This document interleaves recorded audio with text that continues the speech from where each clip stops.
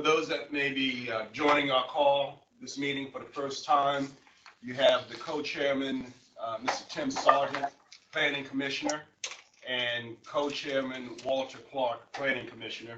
So we're your co-chairs for this evening and for this task force. And I want to welcome everyone to the Mount Vernon District SSPA Task Force meeting number 4. To conduct this meeting wholly electronically and to effectuate both the emergency procedures authorized by FOIA and emergency ordinance, the Mount Vernon District SSPA Task Force needs to make certain findings and determinations for the record. It's a bit cumbersome, so I ask that you all please be patient with me in advance. First, because each member of the task force is participating in this meeting from separate location, we must verify that we have a quorum of members is participating and that each member's voice is clear, audible, and at appropriate volume for all of the other members. Accordingly, I am going to conduct a roll call and ask each task force member participating in this meeting to state your name and your location from which you are participating.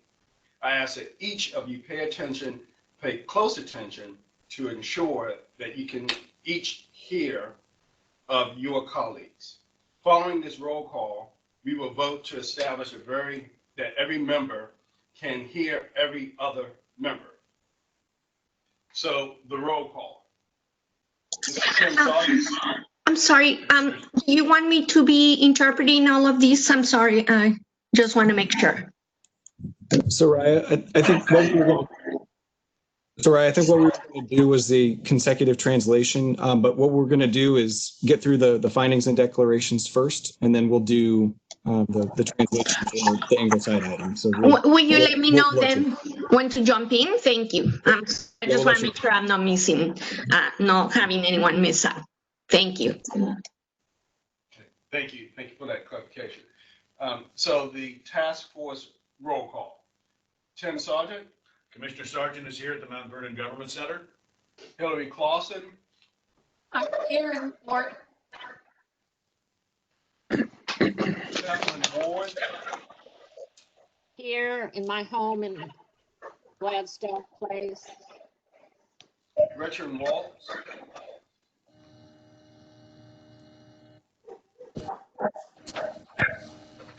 Gretchen Waltz. David Levine. Yes, here in my home in Alexandria. Holly Doherty. Holly Doherty at home in Alexandria. Evan Kaufman. Evan Kaufman. Mary Payton. Mary Payton. Queenie Cox. Queenie Cox. Present in Gum Springs. Ellen Young. Here in Bellevue. Hamid Munir. Lynn Pasco. Yeah, I'm here in Montebello. Tracy Wood. Here in my home in Mount Vernon, Alexandria.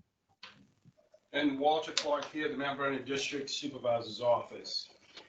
At this point, I will pass a virtual gavel to the co-chairman so that I may be heard to make the reciprocal motion. I move that each member's voice may be adequately heard, each other member of the Mount Vernon District SSPA Task Force. Do I hear a second? I'll second. This is Holly. Okay, Holly Doherty seconds the motion.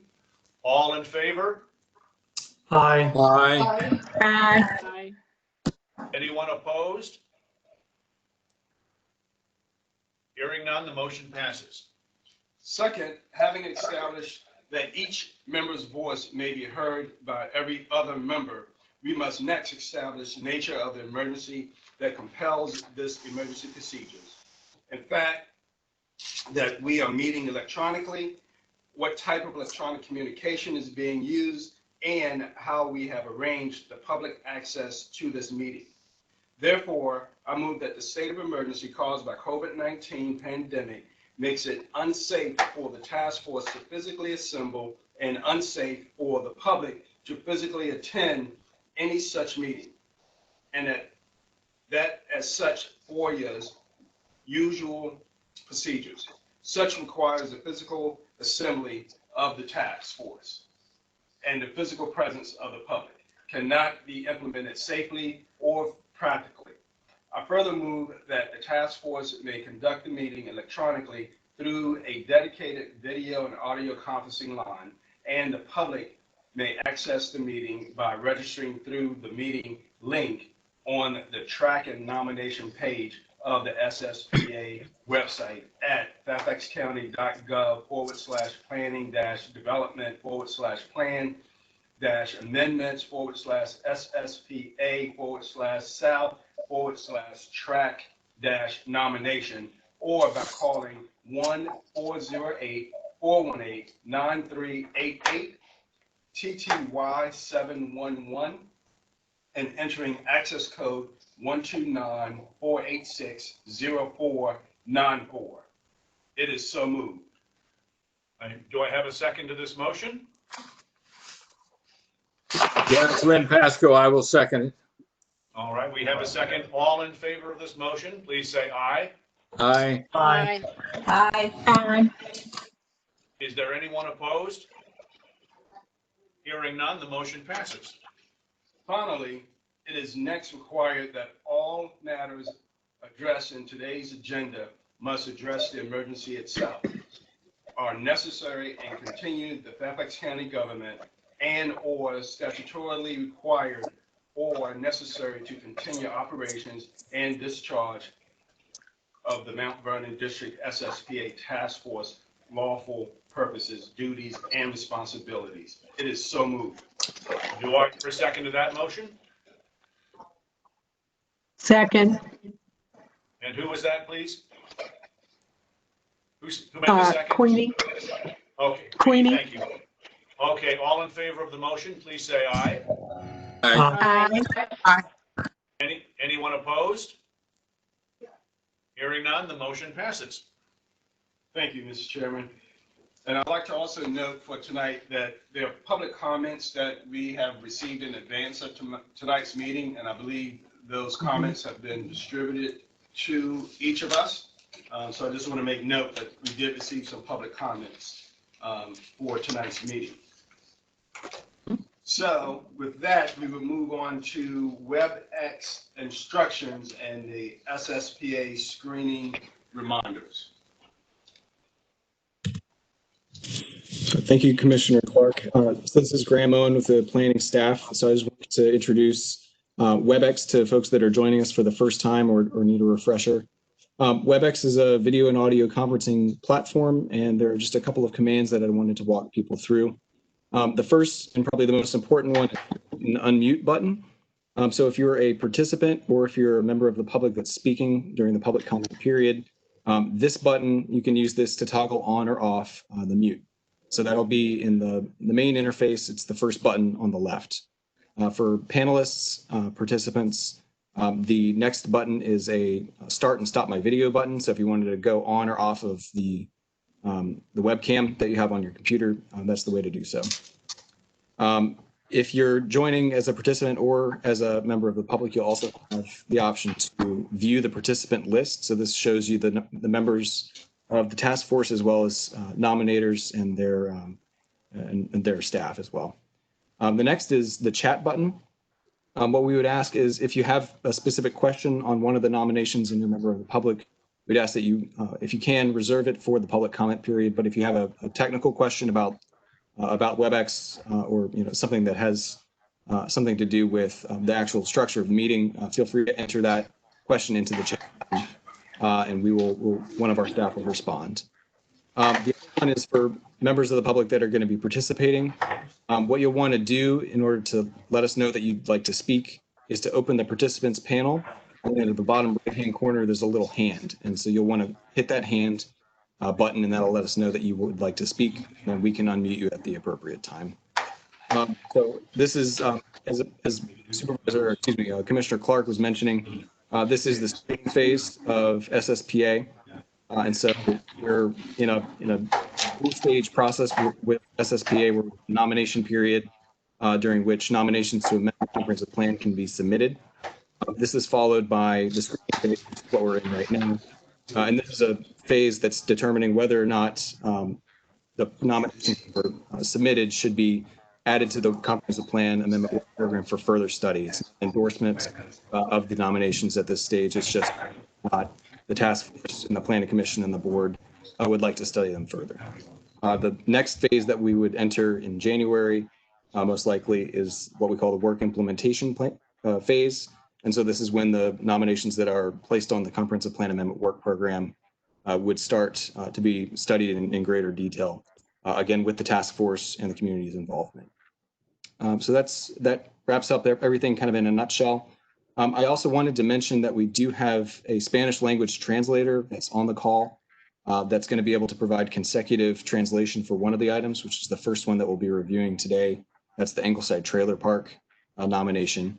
And so what we'll do during that nomination is, if members of the task force can provide their input in small sections of time, she'll be able to then stop, perhaps every 10, 15 seconds or so, or once you've completed a thought, then she will be able to translate that into Spanish, so that members of the public that are attending this meeting that speak Spanish can follow the proceedings. So her name is Soraya Stoneley, and she'll be here and available to translate for that section of the meeting. So I just wanted to introduce her and let you know that that's going to be kind of an element of the first nomination that we're going to be reviewing tonight. So that's pretty much it, Commissioner Clark, unless you have any questions about anything I've just gone over.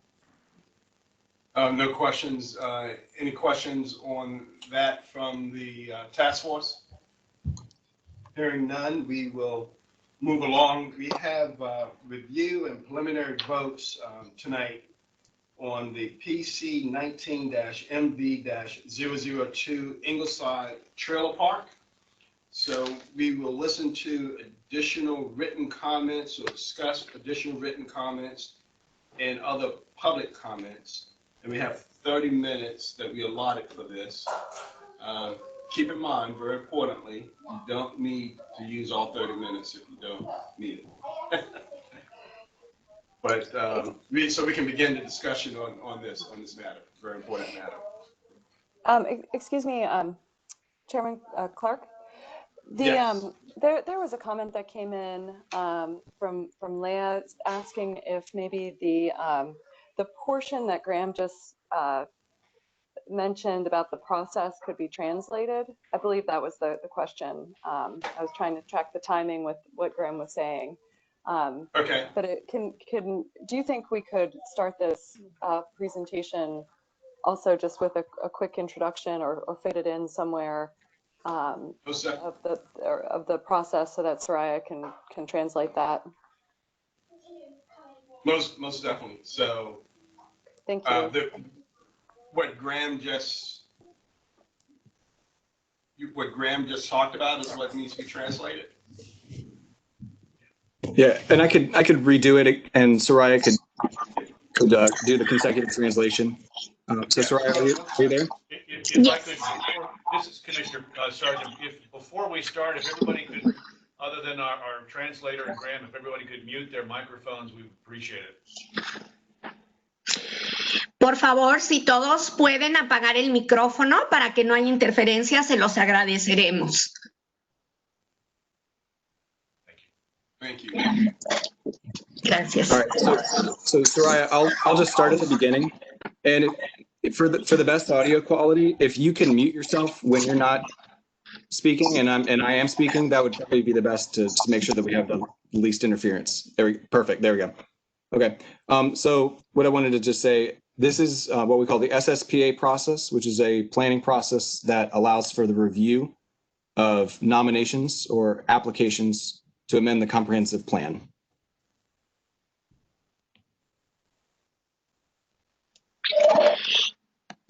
Esta es una junta SSAP de planeación del proceso de planeación y revisión en la que tenemos una nominación o una revisión de un plan de trabajo. And so the phase of this process that we're in is called the screening phase. And this is when the community task force that is assembled in this meeting is charged with reviewing the nominations and developing recommendations on which nominations should receive further study. Esta es la etapa del proceso en la que todos los miembros de la fuerza de trabajo reciben estas nominaciones para hablar de ellas y dar comentarios. Así que este es el comienzo del proceso. The task force will develop recommendations, and planning staff will also develop recommendations on whether or not the nominations should be added to the work program, but they're not endorsements of the nominations at this stage of the process. Aquí los miembros presentes dan recomendaciones para lo que se tiene planeado. No quiere decir que esto sea en la etapa final, pero sí que se van a dar recomendaciones al respecto. After the task force has developed their recommendations, the nominations will be sent to the Planning Commission for further study and for their review and their recommendation, and then ultimately go to the Board of Supervisors for the adoption of a new work program, which would contain the nominations that are added to it. And then those nominations would become plan amendments that would receive further study and greater community input at that stage. En esta fase, como les he comentado, se hacen recomendaciones por parte de la fuerza de trabajo y estas en su defecto pasan a ser revisadas a el comité de planeación y así sucesivamente. Okay. This isn't what I said earlier, but I think it would be good to just reiterate what we're doing here in terms of planning. When we at that next stage, which is the work implementation phase, the nominations that are added to the work program will receive community input. There will be additional time for the community to get involved in the planning process through the task force and through just further engagement. But it is to amend the comprehensive plan, which is a guiding document for Fairfax County when it comes to land use and development decisions. Más adelante, una vez que haya pasado por el comité de planeación y va a ser la etapa de implementación, se podrá dar margen para que todos ustedes participen de nueva cuenta antes de la implementación, en donde se tomarán estas revisiones y comentarios, se tomarán en cuenta.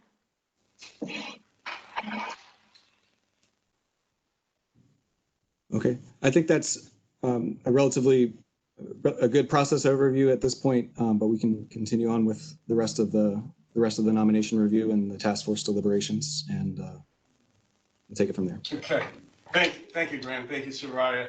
And let me, task force members, back up a minute here. You want to give the nominator, representative for the nominator, Lori Greenleaf, to kind of put some context around this nomination. And it's not a redo of their presentation, but it's just her to explain a little further as to what this process and what their nomination is all about. And again, this is not a redo of their presentation. And Lori asked if she could have a few minutes to help clarify and make sure there's no confusion with folks in the community in terms of what we're doing. So if Lori is on the phone, we could have her to give some comments and some brief comments, and then we move into the rest of the public discussion.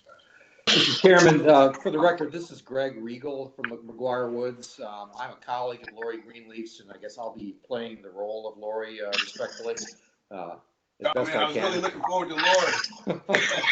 Ok, vamos a tener una persona que nos va a dar un panorama de lo que aquí se va a hablar. No se va a hacer por completo la presentación.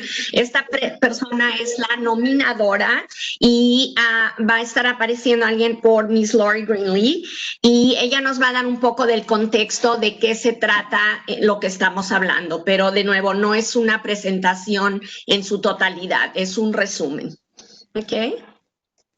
And I will try to make this brief out of respect for the translation, out of respect for your direction, Mr. Chairman. And for translation purposes, we're not necessarily expecting it to be word for word, and I'll try to keep it in simple themes that can be captured. But I think from our perspective, we had a very robust discussion when this was originally heard. And on reflection, we come from a constructive perspective in terms of wanting to find a way forward that can address the issues. And I think the process discussion we just had is maybe where the answer to this could rest. And respectfully, the questions that were presented, the issues that were posed are nothing that we are going to be able to solve on a Zoom call tonight or a Zoom call in 2 weeks. And I would respectfully suggest that there's often a tendency when you hear a lot of community concern to say, well, this shouldn't go any further and we should effectively stop the process. And for a number of reasons, stopping the process is perhaps the worst thing that could happen in terms of trying to solve these issues. And I would call the task force attention. Yes, sir. Greg, I apologize. Could we let Soraya translate that? I'll stop there. That's fine. Thank you. Esta plática que vamos a tener queremos que sea de una manera constructiva y encontrar la mejor manera de resolver las cosas y de tener en mente el proceso. Y con mucho respeto les quiero decir que muchas de las preguntas que se hacen por parte de la comunidad no van a ser resueltas en este momento o aún en 2 semanas. La comunidad tiene que tenemos que explicarle que es un proceso y que el continuarla no necesariamente quiere decir que tenga una que sea final y también no es recomendable que sea parada. Así que, de nuevo, no vamos a poder resolverlo en un periodo de tiempo pequeño, pero hay todo un proceso que va a permitir el que tengamos que podamos intercambiar nuestras ideas. Okay. Stopping the process is perhaps the worst thing we can do in terms of trying to solve these issues. And to the contrary, putting this on the work program while we've got community engagement creates an opportunity to give the issues the time and attention they deserve and try to make an informed decision as to how the comprehensive plan should logically evolve to address the concerns that have been raised and frankly address all of the other objectives in the Richmond Highway corridor and as the land use process always does, find that correct balance. And I'll stop there for translation. Y francamente, el parar este proceso no es recomendable, es algo que debe de seguir progresando porque esto nos da la oportunidad de tomar en cuenta todos los asuntos particulares y de preocupación y darle el tiempo que se merece y también ver de la mejor manera de resolver todos los asuntos que van en este asunto y que en verdad esto es parte de todo el proyecto de la carretera de Richmond Highway, así que es recomendable seguir el proceso para poder aún así hablar de estos asuntos más a detalle. Okay. We have to remember we have current comprehensive plan guidance that does recommend redevelopment of this site already. And frankly, whether that plan language needs to be improved or refined to reflect some of what you've heard in this process is a very fair question and a question that needs to be answered by a deeper dive into the issues as part of the work program. I'd also remind everyone, and many on this task force know this sort of story and history well, but we also have a property that does have commercial zoning as well. And stopping the process simply forces a reexamination of what could happen under that existing zoning, which is almost certainly not an outcome that reflects the planning objectives of the corridor, embark, or even the spirit of the concerns that were raised in the initial discussion of this item. So we think the process is the key to the answer here, and you certainly have, from the applicant and nominator's perspective, a willingness to engage, roll up our sleeves, as the expression goes, and work with the community, work with the supervisor's office, the staff, and all the other stakeholders to try to find the right answer. And if anything, there's perhaps an opportunity here, and an opportunity that's going to be better in terms of its outcome than simply relying on the existing plan or the existing zoning. And I'll stop there. Debo de recordarles que ya hay guías acerca de cómo dirigirnos en este asunto y cómo desarrollarlo. Y no sería muy bueno que paráramos en este momento, porque también quiero comentarles que hay una área comercial que tendría que ser revisada de nuevo desde el principio, y esto no vendría para el desarrollo total de este proyecto de la carretera o el highway de Richmond. Así que yo pienso que seguir el proceso es la mejor manera de poder incluir todos los puntos de vista y todas las preocupaciones que se tienen, en lugar de volver a comenzar y tener que visitar o revisitar guías, preceptos que ya estaban establecidos en este proyecto. Okay. Stops at that point. I would call the task force attention to a short memo we did on the same subject bearing yesterday's date that captures these same points, but I think you've gotten the essence of our constructive suggestion and the value of staying in the process rather than shutting the discussion down at this point. Thank you very much for the time and the indulgence. Quiero hacer notar a la atención de los participantes que se dio un memorándum ayer que contiene estas mismas guías, lo que estamos diciendo, proponiendo, que no se detenga el proceso, sino que siga adelante, y mediante esto poder abrir la sala de pláticas o el momento de pláticas para poder resolver esto de la mejor manera. Okay. Muchas gracias por tu tiempo y continuamos.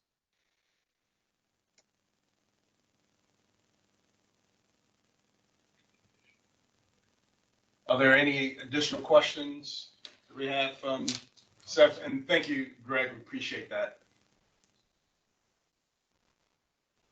Calling on task force. Any comments from the? Yes, I do. I have a comment. ¿Preguntas adicionales o comentarios? Yes, my organization, the South County Task Force for Human Services, passed a resolution today committing us to working on developing some regulations or guidelines around mobile homes as affordable housing. Already now we have that mobile homes are recognized as affordable housing, but they're not really protected as affordable housing. And I think this is something that's going to happen in the future, and I'm going to urge the task force to vote no on this resolution, because we need to work this out, not only for this property, but for the whole Route 1 corridor.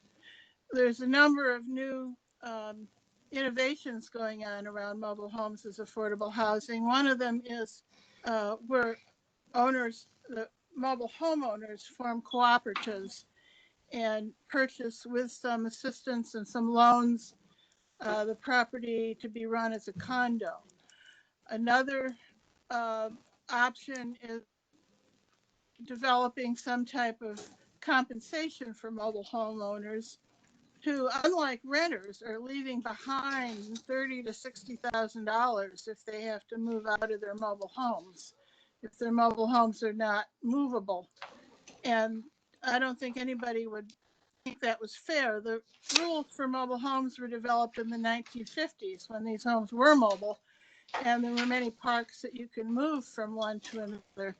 In our urban gentrifying Route 1 corridor, there aren't a plethora of mobile home parks with empty spaces, and the homes are no longer mobile. A lot of them are 20 years old, and they're pretty well settled in where they are. Mary, Really a lot of If work. Mary, I'm can sorry, if we I ask you may to pause? be able to interpret, thank you.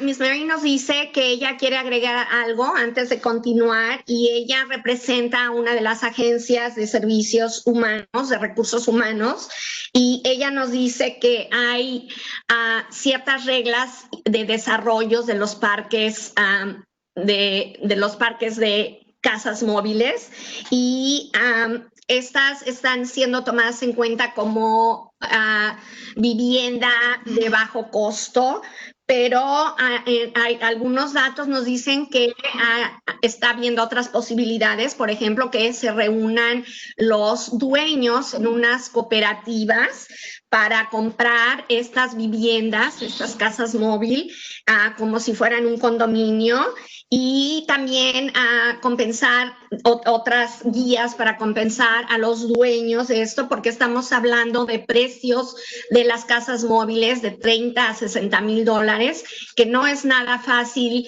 poder de repente dejar todo atrás y dejarlo para que pueda ser desarrollado. Las guías establecidas para esto que están vigentes fueron hechas en los 1950, cuando estas casas eran no de tan alto precio, eran móviles, realmente podían ir de un lugar a otro.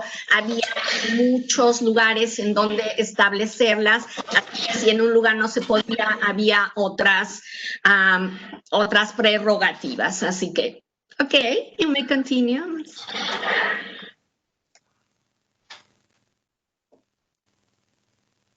And perhaps with new ordinances. And we're hold seminars on this and press the county and the new Preservation of Affordable Housing Committee to look into these things. So I don't know if I can make a motion without inhibiting discussion. I don't want to cut off discussion, but I do want to. Right, so we shouldn't make a motion just yet, Okay. Mary, because we need to Put me on hear. the record as wanting to make a motion with the right time. Yes. Ok. Es mi deseo que el comité, que votemos porque no se apruebe esta resolución. También quiero decirles que va a haber seminarios que van a hablar acerca de esto y también junto con el Comité de Preservación de la Vivienda de Bajo Costo. Así que aunque en este momento no se va a votar por una resolución, quiero que quede en el récord que yo quiero escuchar mi voz y decir y pedir a la fuerza de trabajo que voten no. Okay. Before we move on, thank you very much. This is Commissioner Sargent. I'd like to update quickly. We have allotted approximately 30 minutes for written comments and other public comments on this particular discussion. At this point, we've used approximately 13 minutes of that 30 minutes. So we want to just keep everybody aware of our time frame here, and we're going to continue with the comments and discussion. Thank you. If you'd like to translate. Quiero dejarles saber, en este momento soy el comisionado Sargent y quiero decirles que se dispuso de 30 minutos para hablar de este tema con la comunidad y ya llevamos usados como 13 minutos al respecto. Quiero abrirlo para preguntas y comentarios y que no se nos acabe el tiempo. Gracias. Okay.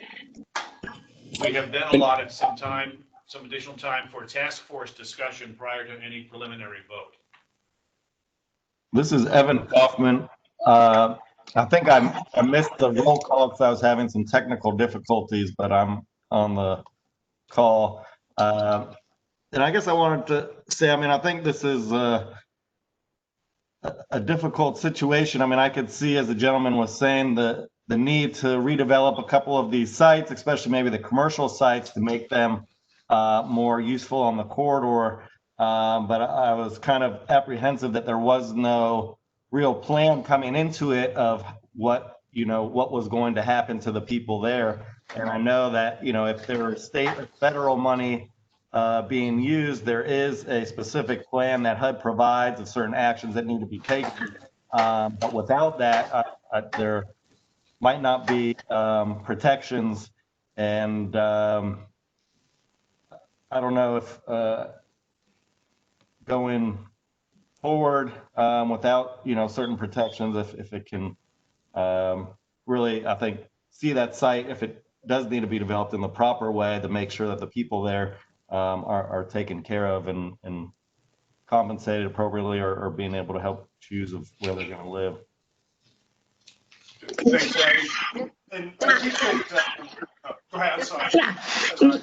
Mi nombre es Evan Kaufman y perdón porque llegué tarde, tuve algunos problemas en ingresar a esta junta virtual, pero yo entiendo lo que nos explicó el caballero de se tendrían que redesarrollar, volver a desarrollar que hay comunidades como la comercial que tendrían que volverse a hablar del desarrollo que haría y para que fueran de una manera más útiles, pero yo veo que sin haber un plan específico para esto o cómo lograr que la gente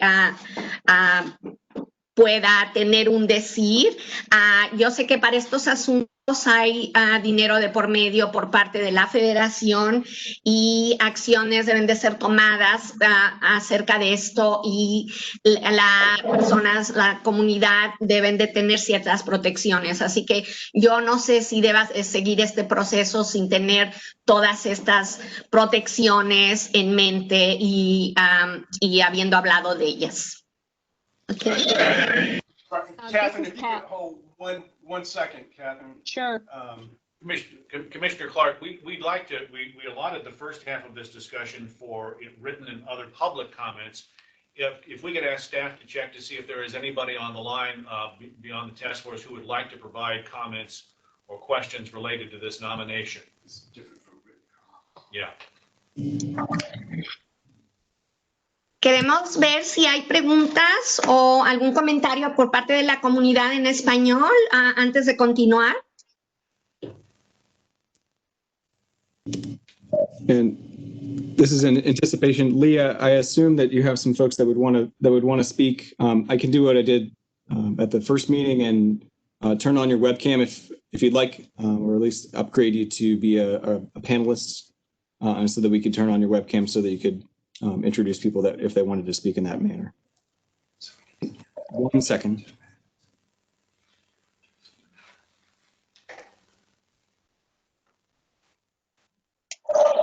Iría, vamos a hacer que tú puedas voltear tus cámaras o recibir estas preguntas o comentarios.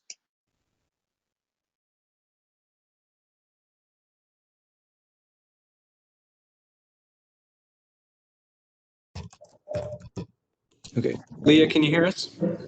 Yes. Can you hear us?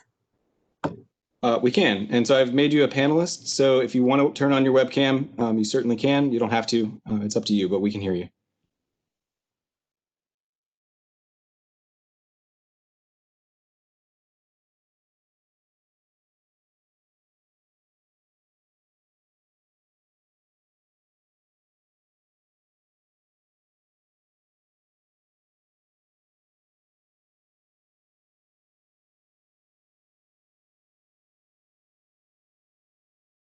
Might want to let her know that she's on mute. Yeah, Leah, you're on mute currently. So if you want to unmute yourself so that people can speak, that'd be the right way to go about doing it. Okay.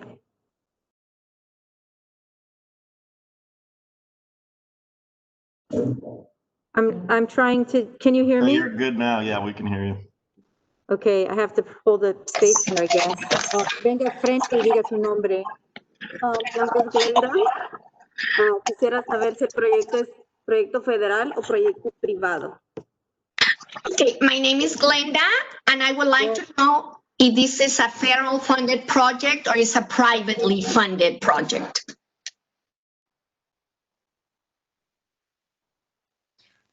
Graham, would you like to tackle that? Would you like me to answer? This is a private project. Este es un proyecto privado.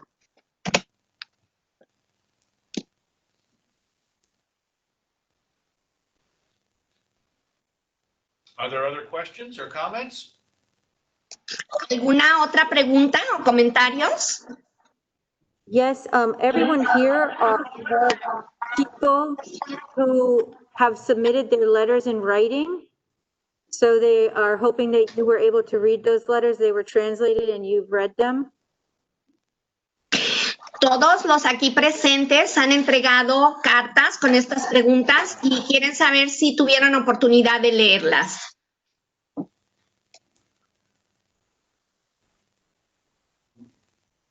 We have received copies of the letters and they have been distributed to our task force members. They are in the public record for everyone to review, both within the task force and externally to the rest of the public. Sí, sí las recibimos y las revisamos y se le entregaron a todos los miembros de la fuerza de trabajo y también están ingresadas en el récord de esto, así que pueden verlas, pueden ir al récord y ver que lo tienen los miembros y también están disponibles a la comunidad. If there are citizens who have not had the opportunity yet to express their opinion, either in writing or in public comment, we would ask them to come up to the microphone. And if for people who have testified previously or have submitted comments, please note that we have it on the record and don't necessarily need to testify again. Y sabiendo esto, que las personas que los entregaron los comentarios por escrito o por algún otro medio, sí los recibimos, no necesariamente tienen que volverlos a hablar de ello, pero las personas que tengan preguntas o comentarios, con todo gusto pueden hacerlas.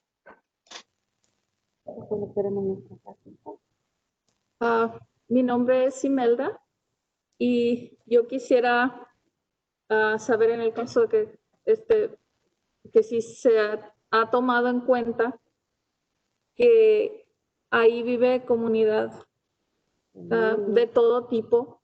Hay muchos niños con necesidades especiales, hay familias que tienen niños con necesidades especiales, hay familias con adultos mayores. Que si hay una parte del comité encargada de esta parte, porque es una parte de la comunidad más vulnerable que los demás en general. Muchas gracias. Yes, my name is Imelda, and I don't know if you have been able to take into account the fact that there are all sorts of people that live here.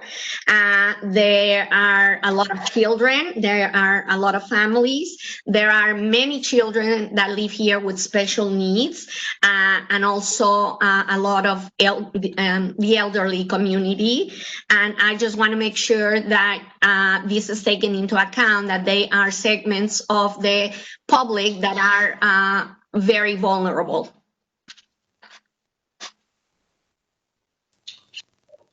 Thank you very much. Buenas noches. Muchas gracias. Carla Claure. Perdón, señora, ¿podría repetir su nombre, por favor? Buenas noches, mi nombre es Carla Claure. Gracias. Buenas noches, mi nombre es Carla Claure. Yo también vivo en una traila, pero más que mi pregunta es ¿por qué razón tenemos que sacar un proyecto de esta manera sin pensar en la comunidad en esta época tan difícil donde la comunidad ha tenido tantos golpes como el COVID, el desempleo, los niños en casa? Es una preocupación y un estrés para todos. Hablan sobre el desarrollo, pero han hecho un desarrollo sin pensar en las comunidades vulnerables. Pero todo el tiempo tenemos que estar peleando con las necesidades y ahora también vamos a tener que pelear por la falta de vivienda, porque el affordable housing no es para nosotros, no es para la comunidad vulnerable de las trailers. Nosotros tenemos que comprar una casa con $30,000, $60,000 y son ahorros de toda la vida. ¿Cómo vamos a alcanzar a comprar un affordable housing de $300,000 si ellos ofrecen affordable housing donde nosotros somos incluidos y nos quieren sacar de donde podemos comprar y nos ha costado mucho trabajo? Gracias, señora. Yes, good evening. My name is Carla Clouden, and I am an owner of a trailer. And I want to know why this project is going along without taking into account the community.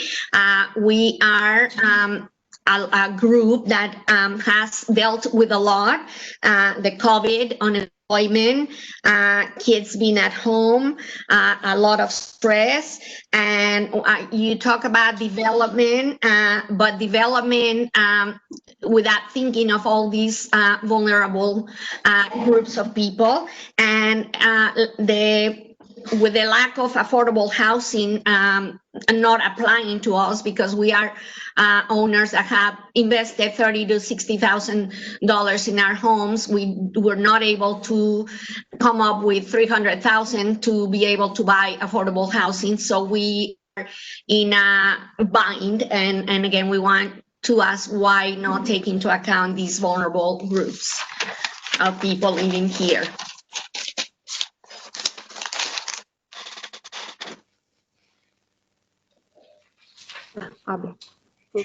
Hola, mi nombre es Alberta Ulloa. Alberta, ¿qué, perdón? Alberta Ulloa. ¿Unión? Ulloa. Ulloa, ok, gracias. Sí, yo vengo, que yo también vivo en una de esas trailers y yo tengo 2 años apenas de vivir allí. Yo me llevé reuniendo mi ahorro desde hace como mis 8 o 10 años. He venido ahí a dejar mi ahorro para poder estar un poco más estable, porque no he estado estable en ninguna parte, de un lado a otro. Tengo un niño que lo tengo que es especial y ya hoy los tengo en casa, con las clases en casa. Ahora con esto que viene, pues no se puede salir, no se puede disfrutar ni nada. Ellos encerrados con esta preocupación de que si hacen esto en 1 o 2 años, el tiempo pasa súper rápido.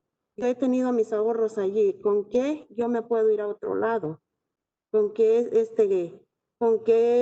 recursos si yo no tengo?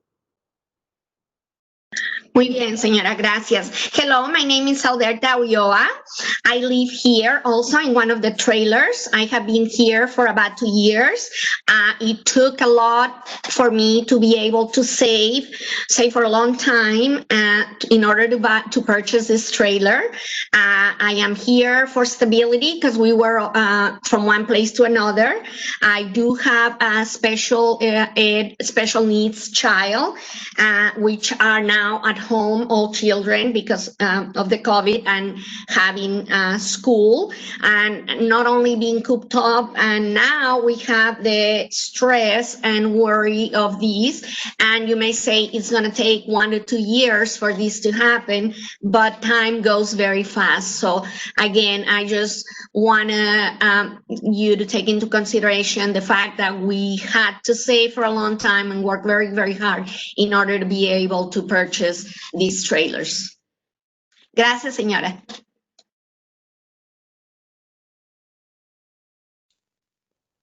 I think everyone else feels that they've already communicated what they said in the letters, but thank you for giving the opportunity again to speak.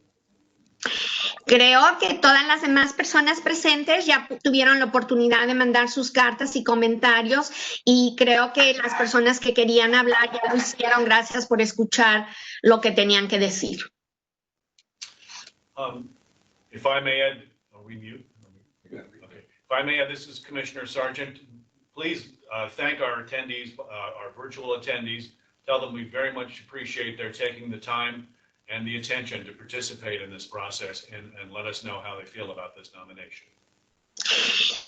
Si quiero agregar, soy el comisionado Sargent y quiero darles muchas las gracias por estar aquí presentes en esta noche de una manera virtual. Apreciamos mucho sus comentarios y muchas gracias por dejarnos saber su sentir.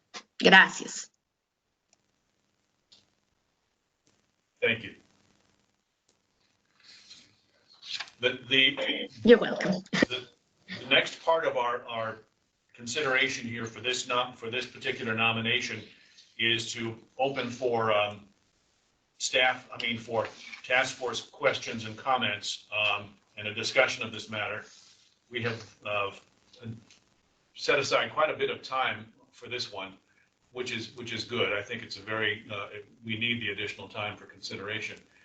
I'd like to start with a question on my own, and this is for staff. I think further clarify the process here as to what we have, how the process goes, and you've stated it clearly. I just want to make sure everybody understands what the two options are, whether this nomination stays within this particular plan amendment process, or whether it is not considered and is a process or an application that would be considered separate from this process.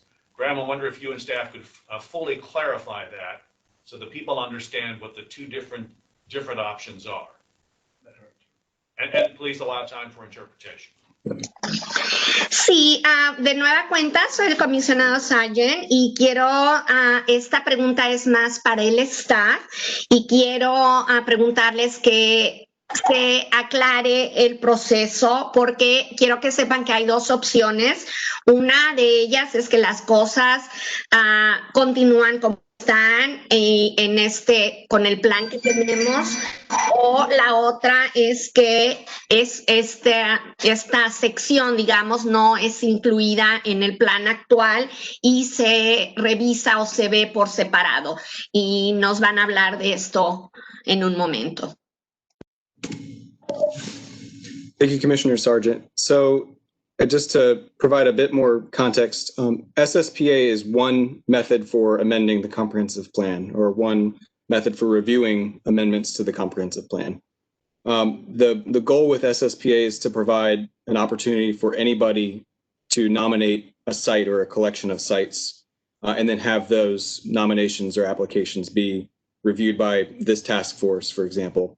And then all of the nominations that are accepted go to the Planning Commission for a formal public hearing, and then on to the Board of Supervisors. Ultimately, it is the board that can, it's the board that has the ability to put items onto the work program for further study.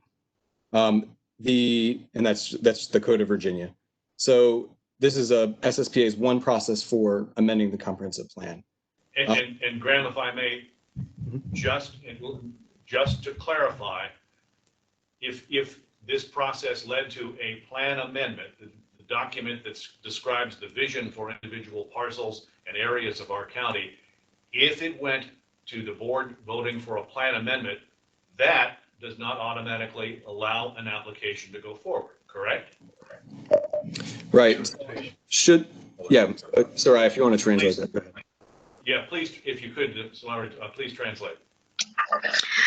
Ok, gracias, comisionado Sargent. Y nuestro miembro del staff nos dice que esta manera de hacer una enmienda de SPS, este proceso, es solo una manera de revisión y no es la totalidad del proceso. Y después de esta etapa pasa a una revisión de una fuerza de trabajo como la de este momento. Después de eso continúa hacia la comisión de planeación y finalmente va a la mesa directiva que tiene la habilidad de poner esto en marcha, y esto de acuerdo a las reglas de Virginia. Y así que este plan que se puede enmendar aún yendo a la mesa directiva no quiere decir que automáticamente se vaya a poner en marcha. Quiero aclarar esto del proceso. Very good. And if Graham, you could respond, I appreciate it. And shorter than I did. Absolutely. So it's a good point that I should have clarified at the beginning, but what we're dealing with right now is the comprehensive plan, which is a guiding document for the development of the county. It is separate and apart from zoning, and zoning is law. It's a legal process by which we review changes to land and the way that land is used in at a particular density or intensity. So should a plan amendment on this site move forward and that the board adopt it into the comprehensive plan, then that would potentially pave the way for rezoning of the site to allow for a different mix of uses and a different intensity than what is currently prescribed in the plan currently. We actually have, one of my colleagues, Aaron Kleibanner, actually has a slide that we could probably display that explains graphically what I'm talking about, because conceptually, if you're unfamiliar with it, it's probably a bit abstract. So we'd be happy to display that if you'd like. So the first concept is to understand planning, comprehensive plan versus zoning. Please go ahead and translate. Sí, yo también quiero comentar que y yo soy Graham Owen. Quiero decirles que este es parte de un plan comprensivo que abarca todo el plan y es un documento guía y esto es diferente a la zonificación, que es un documento legal y es la ley, y estos cambios a la tierra o a los terrenos a desarrollar, ellos los determinan, y el uso de acuerdo a la densidad, la intensidad, y si esto fuera adoptado por la mesa directiva, el plan comprensivo daría margen a que potencialmente se pudieran autorizar diferentes usos para estos terrenos. Y aquí lo vemos en una gráfica, en una transparencia o en la ponencia, que se puede explicar un poquito mejor. Vemos que primero viene a esta etapa en la que hay una revisión, a la revisión de la fuerza de trabajo y del staff trabajando en ello. Después hay una audiencia pública. Después también hay una acción para que se añada algún artículo u artículos al programa de trabajo. Después continúa la parte del análisis, que es un programa de trabajo, y de nuevo una revisión por parte del staff y la fuerza de trabajo. Se hace otra audiencia pública y también de nuevo hay una audiencia pública para hacer una enmienda al plan comprensivo. Y después de esto es la etapa de rezonificación, una solicitud de rezonificación en la que el staff hace una revisión, hay de nuevo una audiencia pública, y en esta audiencia pública se aprueba o se niega esta rezonificación. Así que son estas las etapas. Estamos en el comienzo. Okay. Thank you. You're welcome. Graham, would you like to explain the slide? Sure. So on this slide, this is a slide that my colleague Aaron Kleibanner put together that shows graphically what I was describing earlier, which is that this is the first initial stage of the development process, the land development process, potentially. So what we're doing is called screening, and this task force is charged with screening the nominations that are submitted in the Mount Vernon district for whether or not they should be added to the comprehensive plan amendment work program. During this process, staff and the task force review all of the nominations, including this one. The Planning Commission conducts a public hearing. The Board of Supervisors, or BOSS as it's abbreviated here, will eventually take action on a new work program that may or may not include nominations that have been submitted so far.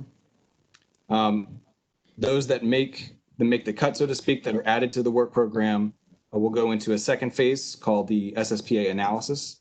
And this is, once again, a process that the community is involved in, where staff and the task force will review the plan amendments that are on the work program.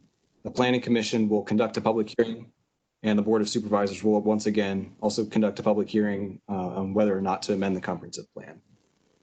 If the comprehensive plan is amended, this may allow for a rezoning of the, a rezoning application to be submitted on this site, which is a legislative action, once again involving staff review, Planning Commission public hearing, and the Board of Supervisors public hearing on whether to approve or to deny the rezoning, which would allow for the entitlement to change the land uses and the mix of, the intensity or density that's permitted on the site.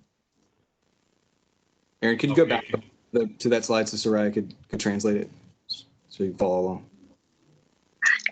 Explicando esto con más detalle, quiero que vean que son 3 etapas. Esta es la etapa inicial para tener en cuenta este desarrollo de las tierras. Se reciben las nominaciones, incluyendo esta, las que haya para nominaciones o intención de cómo desarrollar estas tierras o terrenos, y hay una revisión de todas las nominaciones como esta. En segunda instancia, la etapa que sigue es la etapa que le llamamos análisis por parte de un programa de trabajo, y de nuevo el staff revisa y ve todas las opciones, digamos. Hay una audiencia pública y también la mesa directiva conduce o lleva a cabo una audiencia pública para ver si se hacer una enmienda al plan comprensivo. Después de esto, si la enmienda es aprobada, pasa a una etapa en la que se entregan solicitudes de rezonificación, y en esta etapa de nuevo hay una revisión por parte del staff, de nuevo hay una audiencia pública, también la mesa directiva conduce o lleva a cabo una audiencia pública en la que esta enmienda que pasó podrá ser aprobada o rechazada para rezonificar. En esta etapa hay ya una parte legislativa, una acción legislativa, pero estas son todas las etapas que pasa este proceso. Okay. Thank you. You're welcome. One final question, and then we'll turn it over to the task force. What is the other process that could be that the applicant, the nominator, could go through, either rezoning, and is that usually longer or shorter?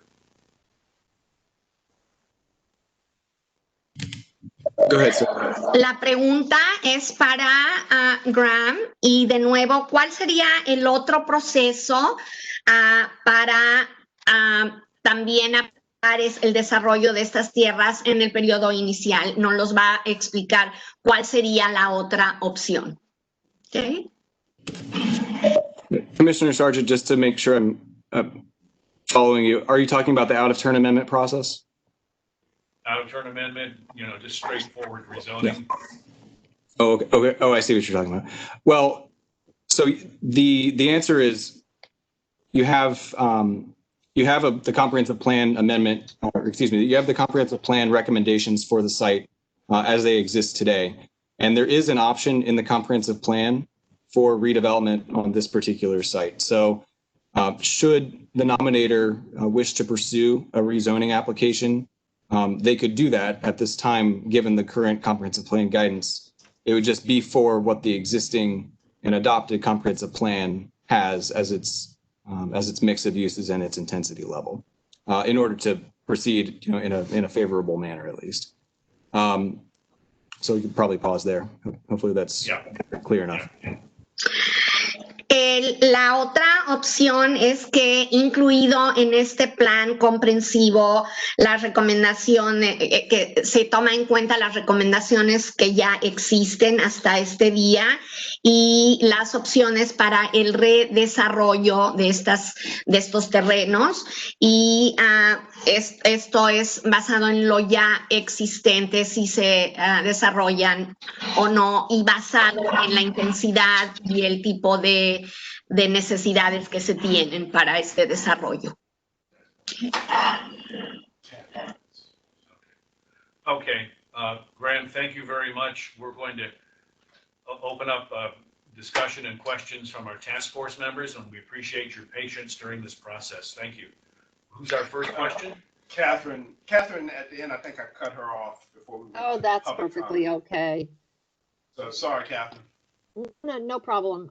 I really don't have a question. I have a comment to make based on Mary's desire to stop this because they have, her task force has some sort of another thought process going, which I greatly appreciate.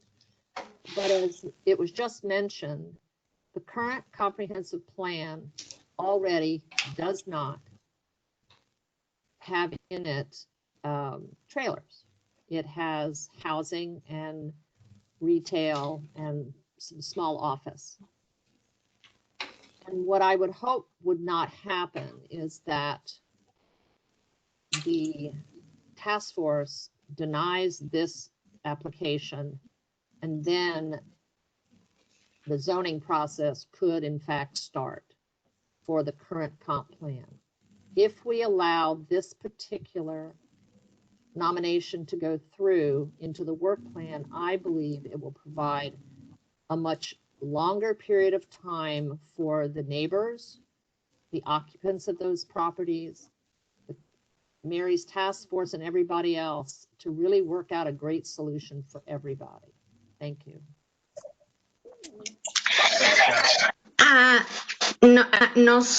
Tenemos un comentario y nos dice ella que ella entiende el deseo de la señora Mary de parar esto en este momento y también a lo que se dedica o a lo que se enfoca su fuerza de trabajo. Esto no incluye los parques de casas móviles o trailers, incluye vivienda, incluye comercios, incluye áreas de pequeñas oficinas. Pero yo me temo que si esta fuerza de trabajo rechaza esto del plan comprensivo, se iría de inmediato al proceso de zonificación y el plan que ya está actual podría comenzar de inmediato. Yo pienso que si este proceso sigue, nos da un tiempo más largo para todas las personas que podrían ser afectadas, la comunidad, las personas que viven en este parque de casas móvil, y para tener más tiempo de hacer las revisiones adecuadas y de tomar en cuenta todos los puntos de vista. Okay. Mr. Chairman, can I make a point? Yes, sir. I just want to assure the audience and the group out there who sent in the messages, the residents, that most of us on this board, and certainly me, I can speak for myself, I read every word of what they said. This is very serious stuff. I understand where they're coming from. El comentario es de Lynn Pasco y él nos dice que quiere que sepan todas las personas aquí presentes por parte de la comunidad, y le dice a nuestro presidente que han leído todas y cada una de estas preguntas y estos comentarios y en realidad tienen mucha sustancia, así que él quiere que sepan que se han leído cuidadosamente y se van a tomar en cuenta. As always, I'm very sorry when this discussion doesn't start out with talking about what the future might look like, the quality of the houses that might be built there, the larger number that would be accommodated, whether people would end up with much better and much nicer housing. It gets shifted naturally by this process into, oh, I'm going to have to move. Well, that somehow mixes up the positives and the negatives in a not very good way, I think. Y también me siento mucho que este proceso haga que no se vea claramente lo que puede pasar a futuro, que sería a lo mejor tener mejor tipo de vivienda, más segura y también que todo esto se pierda en el proceso y en el pensar de me tengo que cambiar, tengo que irme a otro lado y no verse el panorama de todo lo que se puede ganar con este desarrollo. Okay. For those of us working on Richmond Highway and trying to improve it all along the way, the best thing is, from our point of view, and the outcome is that people will end up with much nicer places and the whole corridor will be better. The Main Street for about 270,000 people, if you include our district and Lee District next door. Y mi esperanza realmente es que en este proyecto de la carretera o el highway de Richmond, que incluye aproximadamente 270,000 personas, terminen teniendo un mejor estándar de vida, mejor tipo de vivienda y incluya a la más gente posible en esto. There is no question that the whole issue of mobile homes is a very large one concerning Richmond Highway. I think everyone knows that 60+% of the mobile homes in Fairfax County are along that highway. Y también yo quiero que sepan que este asunto del parque móvil, de casas móviles, tiene una gran cantidad de importancia porque es un gran número de personas, más del 60% que viven en esta ruta, que viven en casas y en parques de este tipo en el condado de Fairfax. So how we coming to some kind of a conclusion and some solution is going to be important for the whole county, and it's going to be particularly important for us as we're dealing with our Main Street. Y cómo solucionamos esto y de qué manera llegamos a que todos hay una resolución buena para todos, va a ser lo importante porque va a afectar y a incluir a muchísima gente. And there are many issues out there, including the obvious critical one. If you sunk $40,000 into a trailer, how does that help you if you can't move it? You know, we understand that. I think somehow these issues have to be resolved before any development can come along. Y yo entiendo también que si se ha invertido $40,000 o algo así en una casa móvil y después no se puede mover de ubicación, ¿cómo vamos a lograr que estas cosas se den? No, tenemos que tomar todo esto en cuenta. And I must say, Mary, thank you very much for sending out the regulations. I found it very useful to look at all of the various pieces of it. But I must say that, you know, sweeping this under the rug or try to hide is not going to solve the problem. We need to sort of face it head on, all of the county, but particularly those of us in this part of the county, and really come up with some guidelines that are going to work. And so people that are affected by it are not hurt. It seems perfectly logical and I think doable, but it's going to take a lot of time and there's no reason to wait around and not do it now. We should start working on it. Y también, Mary, te quiero dar mucho las gracias por habernos mandado estas guías, estas reglas. Gracias, ya las recibí. Y quiero decir también que el posponer este trabajo no va a solucionar nada a largo plazo. Hay mucha gente incluida en esto, mucho los puntos de vista y vamos a tener que encontrar la mejor manera de acomodar a todos, de que la mayoría puedan salir avantes en esta situación y eso ahorita parándolo no vamos a ganar nada. Es mejor no poner esto bajo la alfombra, no olvidarnos de esto, sino tomarlo de frente y ahora. Okay. Finally, I'd like to just say to the staff that I think they did an excellent job on trying to thread through the needle on this issue.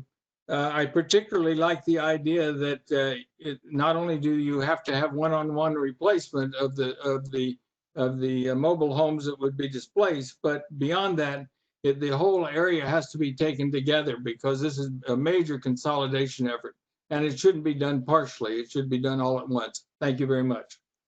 También quiero felicitar a todo el staff por haber tomado en cuenta de uno a uno de estas viviendas individuales, pero también haberlo tomado en general, todo el panorama, porque y se debe de tomar en conjunto, no solo de manera individual, sino todo el conjunto para lo que tenemos en mente. Gracias.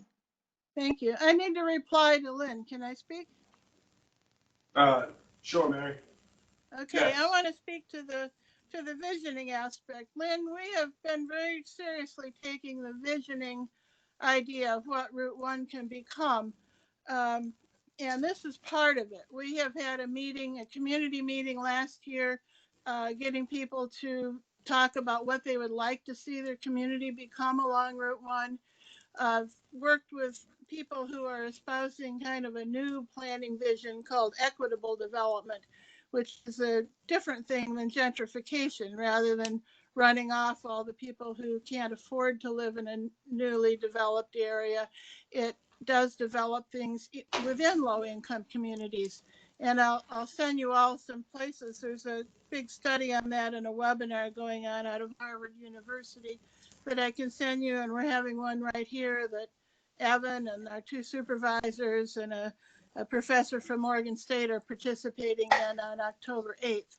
So we are visioning. We're trying to think of brand new things and things that are better than gentrification and better than what we have now. We want to improve Route 1, and we want everybody to benefit from it. So we're very much looking at things in that. But we're also— If I may, Miss Mary, may I? Is the interpreter. Thank you. Sorry. Sí, si pudiera responderle, soy Mary y quiero decirle que sí hemos visto todo, hemos tomado todo esto con seriedad, hemos hablado de esta visión, una idea de la visión general, y hemos tenido juntas de la comunidad en las que le hemos preguntado a la gente qué le gustaría ver, de ser parte de su comunidad, y también bajo este tipo de garantía que se llama equidad del desarrollo y no solo tener que ahuyentar a las personas que tienen bajos ingresos o viven en este tipo de viviendas. Y también hemos tenido en mente qué tipo de lugares tener, y también quiero hablar de un estudio que me gustaría enviarles que se ha hecho por parte de la Universidad de Harvard, en la que han estado también estudiando Evan y otros dos supervisores y un profesor, así que si podría yo mandarles este estudio, me encantaría. So we're very much thinking ahead, and we very much want to improve Route 1.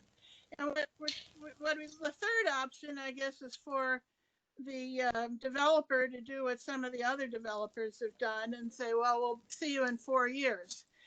And that option should be thought of as well. What we'd like to do is to have a little more time to try to put together some of these new visions and some of the new regulations and affordable housing guidances that are just starting right now. And I think that would make it easier for this project to go forward if some of that is in place. Go ahead and translate that. Yes, I would like to know that we have been thinking ahead, having a forward thinking, and we would like to see improvements, and also talk about the third option, which is, talk about development. We'll see, like some developers have say, this is what it's going to be, and see you in 4 years. But we do need time for our vision. I would like to have more time. Soraya, sorry. If you could translate that into Spanish, that'd be ideal. Sorry. Oh, I know. I'm sorry. It's okay. We've all done it. Don't think anything about it. It's just like forgetting the muting button, isn't it? Okay. I have no complaints. I can't do what you do, so thank you.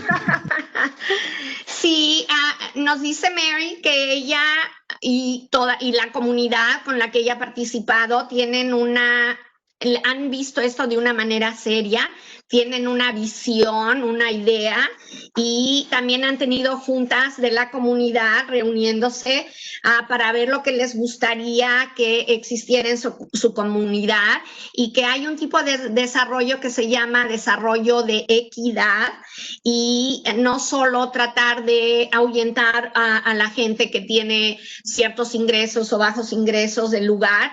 Y Mary nos comenta de un estudio que le gustaría enviar a todo el panel de la Universidad de Harvard, en la que han participado Evan y otros 2 supervisores y hasta un profesor. Y también nos quiere decir, Mary nos dice que sí hay un pensamiento futurístico en todo esto, o que también la tercera opción sería, como en algunos desarrollos, algunas personas que quieren desarrollar las tierras, que le dicen, ok, lo vamos a hacer y nos vemos en 4 años. Esa también es opción, pero necesitamos más que nada tiempo para poder reunir y juntar unas propuestas de la visión que tenemos nosotros. Okay, and this is 100 homes in this unit. There's about 1,000 mobile homes along Route 1, and you don't see them all, but they're in there. And that is the largest part of Fairfax County. There are a few other mobile home parks in other parts of Fairfax County, but we're trying to work out with the Housing Authority something that'll comprehensively apply to all of them. We did get them included as affordable housing that will be preserved in terms of the unit being preserved, whether it's that actual trailer or not. It's that unit and that size of affordable housing. But I can tell you, there's nothing that's going to be built here that's going to be affordable at the rate that people in the Angleside and Rays can afford. It's going to take a lot of subsidies, and it's going to be very difficult to replace the affordable housing that we have already. But that's the way we're looking at it, and that's the way we're going. So what I'd like to do is buy some time, look at this whole thing comprehensively, look at equitable development as a part of our developing plan, look at affordable housing and how to keep it or replace it, and fold this development in with how the rest of the county goes. On the other hand, we are very good at showing up at public hearings and organizing people. We had 400 people at a Housing for All meeting and organized 25 people to speak at a public hearing last April. So, we'll do whatever's necessary, but I would rather work it in a more logical progression. Okay.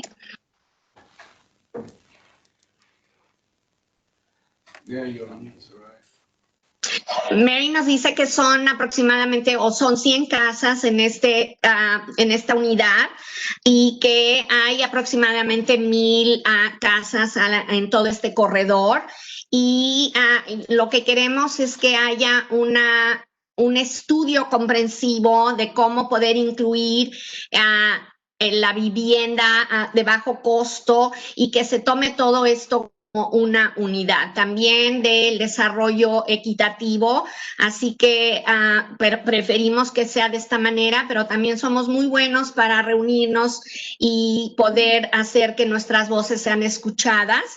Hace poco nos reunimos como 400 gentes, y también estamos muy participativos en todo esto, y lo podemos hacer de esta manera, pero preferimos hacerlo de una manera comprensiva o de incluyente. Thank you, Soraya. I'd like, may I comment? It's my pleasure. Okay, this is Hillary. I'd like to make a comment. We're talking about affordable housing, and can we find these people homes that they can afford other than their trailers?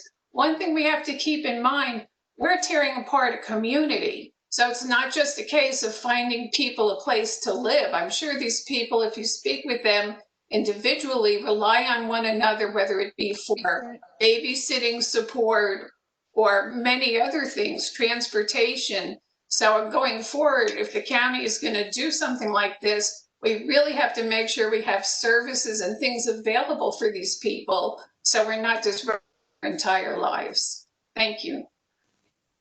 Sí, mi comentario, y soy Hillary Clausen, es que si estamos hablando solo de que sea vivienda de bajo costo y no tomando en cuenta, y deberíamos, que es una comunidad que no solo las cosas van a ser o verse diferentes, sino es una comunidad que estaríamos fragmentando y que tendría que tener y tendríamos que pensar en los apoyos que se tuvieran que dar, por ejemplo, en cuestiones de transporte, de cuidados de de niños y de servicios que se tendrían que incluir en esto al fragmentar o al reubicar esta comunidad. Okay. Okay, thank you. Could Are there I other just- questions or comments from task force? Yes, this is David. Graham, you just clarified the motion, the nomination, I'm sorry. When you say one-for-one replacement, is that replacement on site or could it be off-site? Go ahead, sir. Y Graham, quiero hacer una pregunta.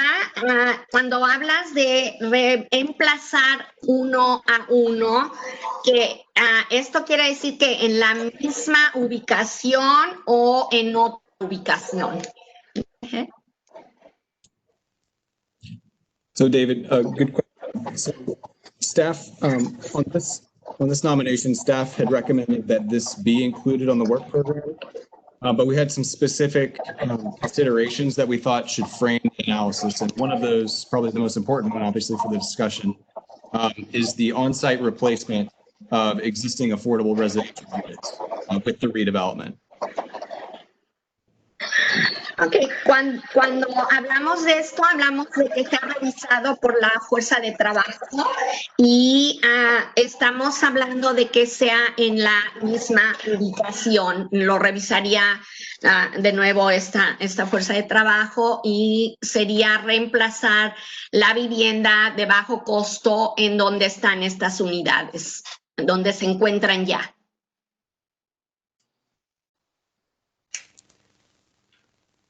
Okay, are there other comments or questions from the task force?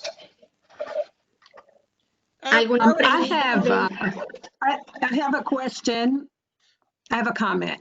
I would agree that, particularly when Catherine started the motion about, not motion, but movement for a solution to work out that would be in the best interest of all parties. But if we're voting tonight, how do we allow for that type of discussion to move forward? So you can translate. Yes, I am Queenie Cox. Yo soy Queenie Cox, perdón. Y si vamos a avanzar a tomar esta moción en cuenta, quiero saber, y se dice que queremos arribar a una solución para todos, quiero saber cómo se va a hacer esto, que se incluya a todos. Okay. And as Lynn has stated that, if the Richmond Highway has 60% of the mobile homes, and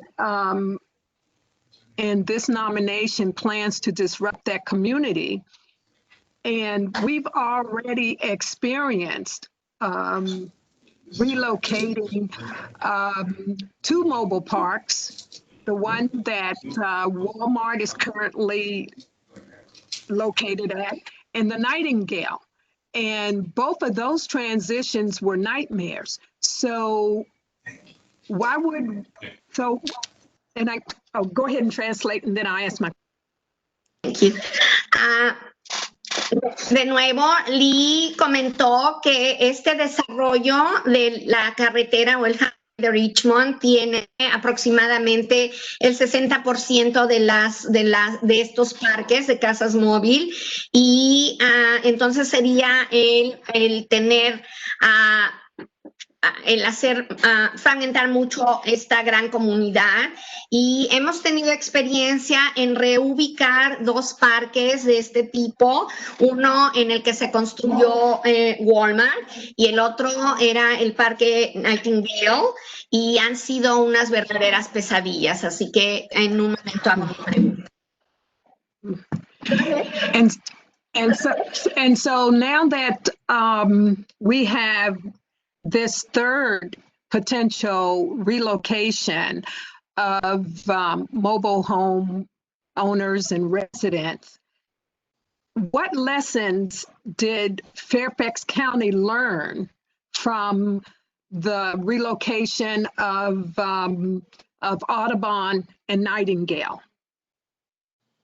Staff?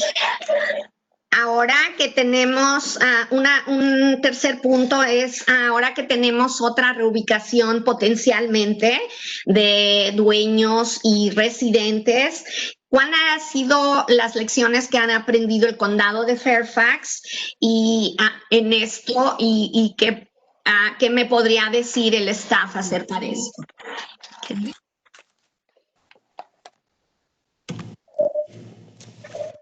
So, Queenie, if I can't, particular person on the spot, but if Megan Van Dam, I know she was a bit more familiar with those projects.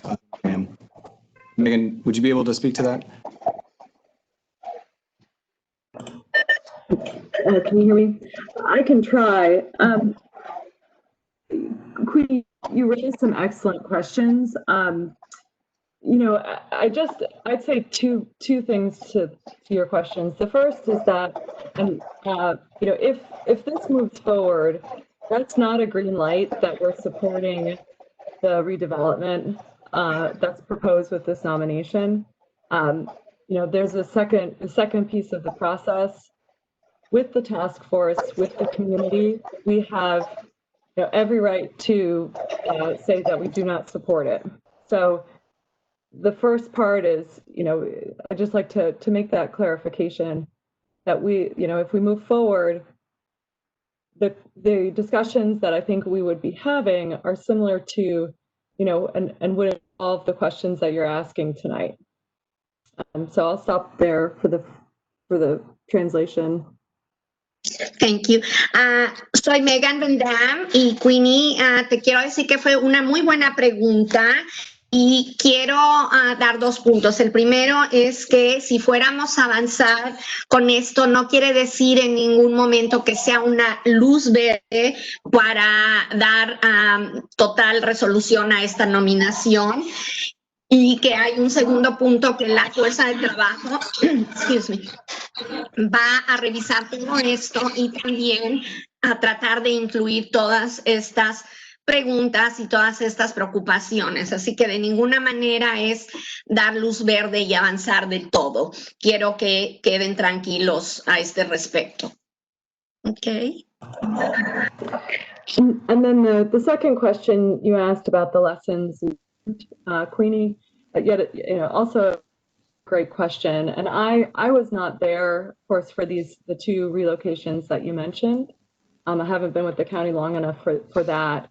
You know, we are trying to understand what the relocation guidelines, what they involve right now, and trying to better educate ourselves on that. And what we're learning from those who have been, we're part of that and are part of, you know, the relocation is that they're very difficult, they're very complex, and they're very involved. And so the county doesn't take them lightly. There are different regulations for federal, state, county levels. So, you know, we have to we are looking at them in different ways and trying to understand them. And so if this goes forward, we would continue to talk about and to explore what those lessons are, because we are trying to, you know, achieve, I think we would be looking at, trying to establish and achieve the goals that you guys are talking about tonight, about the preserving the community and trying to make sure we can keep the fabric that exists today as intact as we can. Y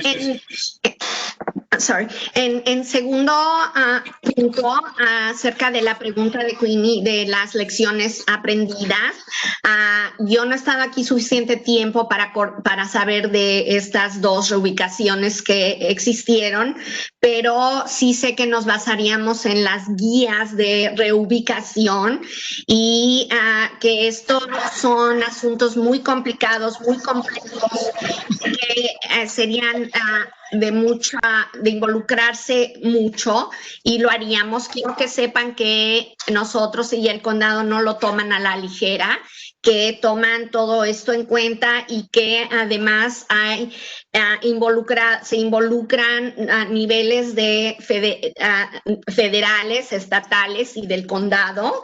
Y también que si fuéramos a avanzar en este momento, no quiere decir que no seguiríamos explorando, aprendiendo de estas lecciones y tomando todo esto en cuenta para que haya la mayor parte de la gente pueda participar y salgan las cosas bien.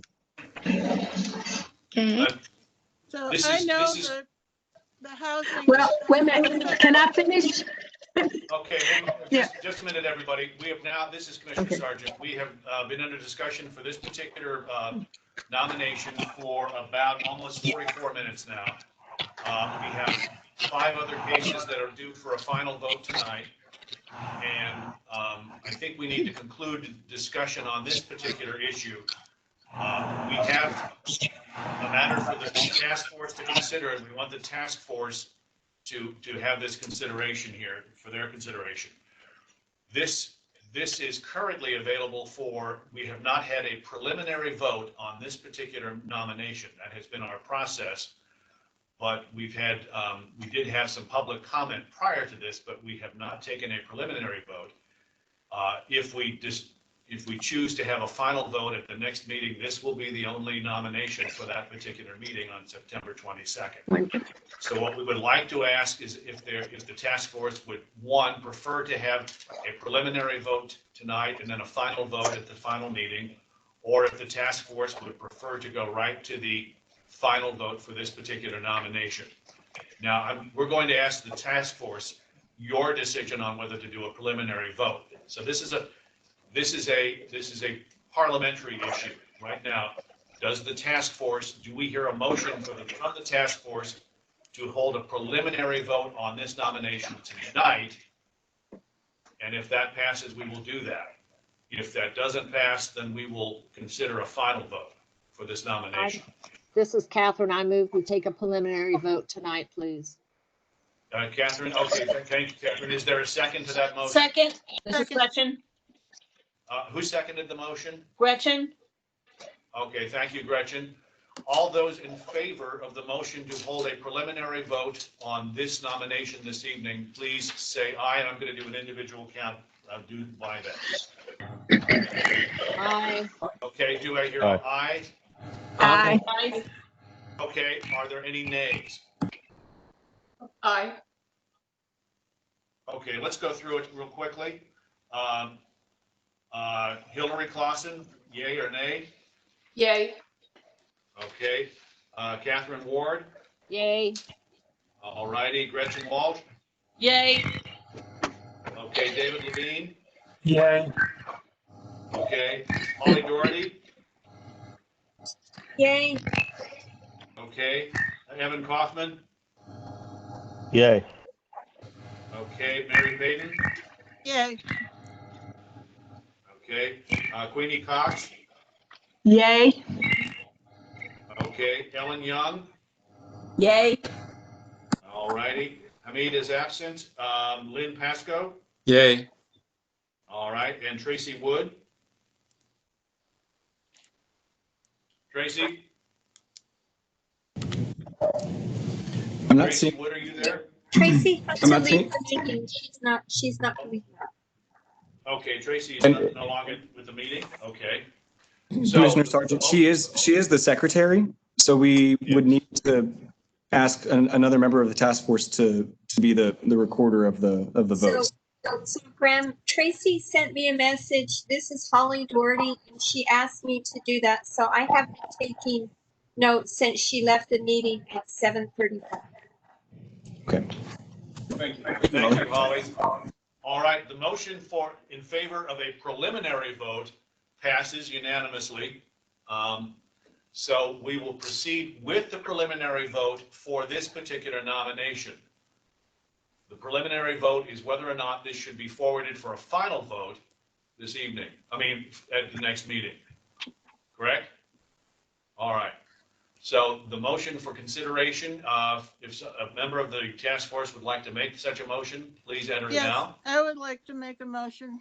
I would like to move that we not proceed with this recommendation, this project, that we allow time for further work on mobile homes, affordable housing, preservation, and of the corridor that the. Well, Mary, let's make a, do you have a, let's make a specific. I vote we vote no. I vote we do not accept this project at this time.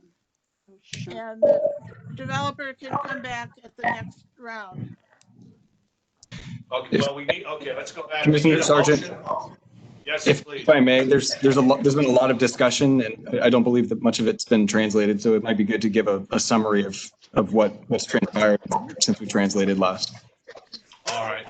If we could, in summary, what we are doing now, the task force has taken a vote to have a preliminary consideration of this nomination with a final vote on the nomination at our next meeting on September 22nd. So what we are now doing, the task force decided to have the preliminary, we are in process of considering a preliminary vote. Sí, queremos decirles que lo que se ha dado hasta ahorita es tomado en consideración es ser un voto preliminar, no un voto final, sino preliminar para aceptar esta nominación y en este momento de nuevo hacerlo preliminar y en la próxima junta que se va a llevar a cabo el 22 de septiembre, se haría el voto final acerca de aceptar o no la nominación. Okay. Okay, thank you. So now we are looking for a motion regarding this nomination, whether to accept or not for a preliminary vote. I move that we move this nomination forward. All right, point of order. Okay, so Mary, is your original? You have to make a very specific. Not accept this project at this time. All right, that is the motion not to accept this nomination. Correct? Mary avanza hacia una moción para que no sea aceptada esta resolución y se va a tomar voto. Now, do we hear a second to that motion? I second it. Okay, the motion to not accept this nomination is seconded by Queenie Cox. All right. That is La moción de no. Go ahead. Sorry.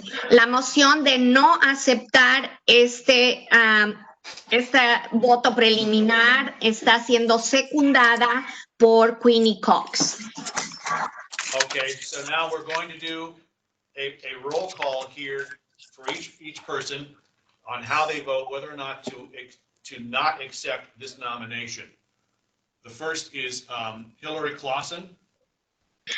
Ahora se va a tomar lista de los votos de quién quiere aceptar o no el que no se acepte esta nominación. Okay, Hillary Clausen.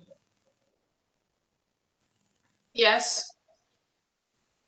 So you will vote in favor of not accepting the nomination. Is that correct?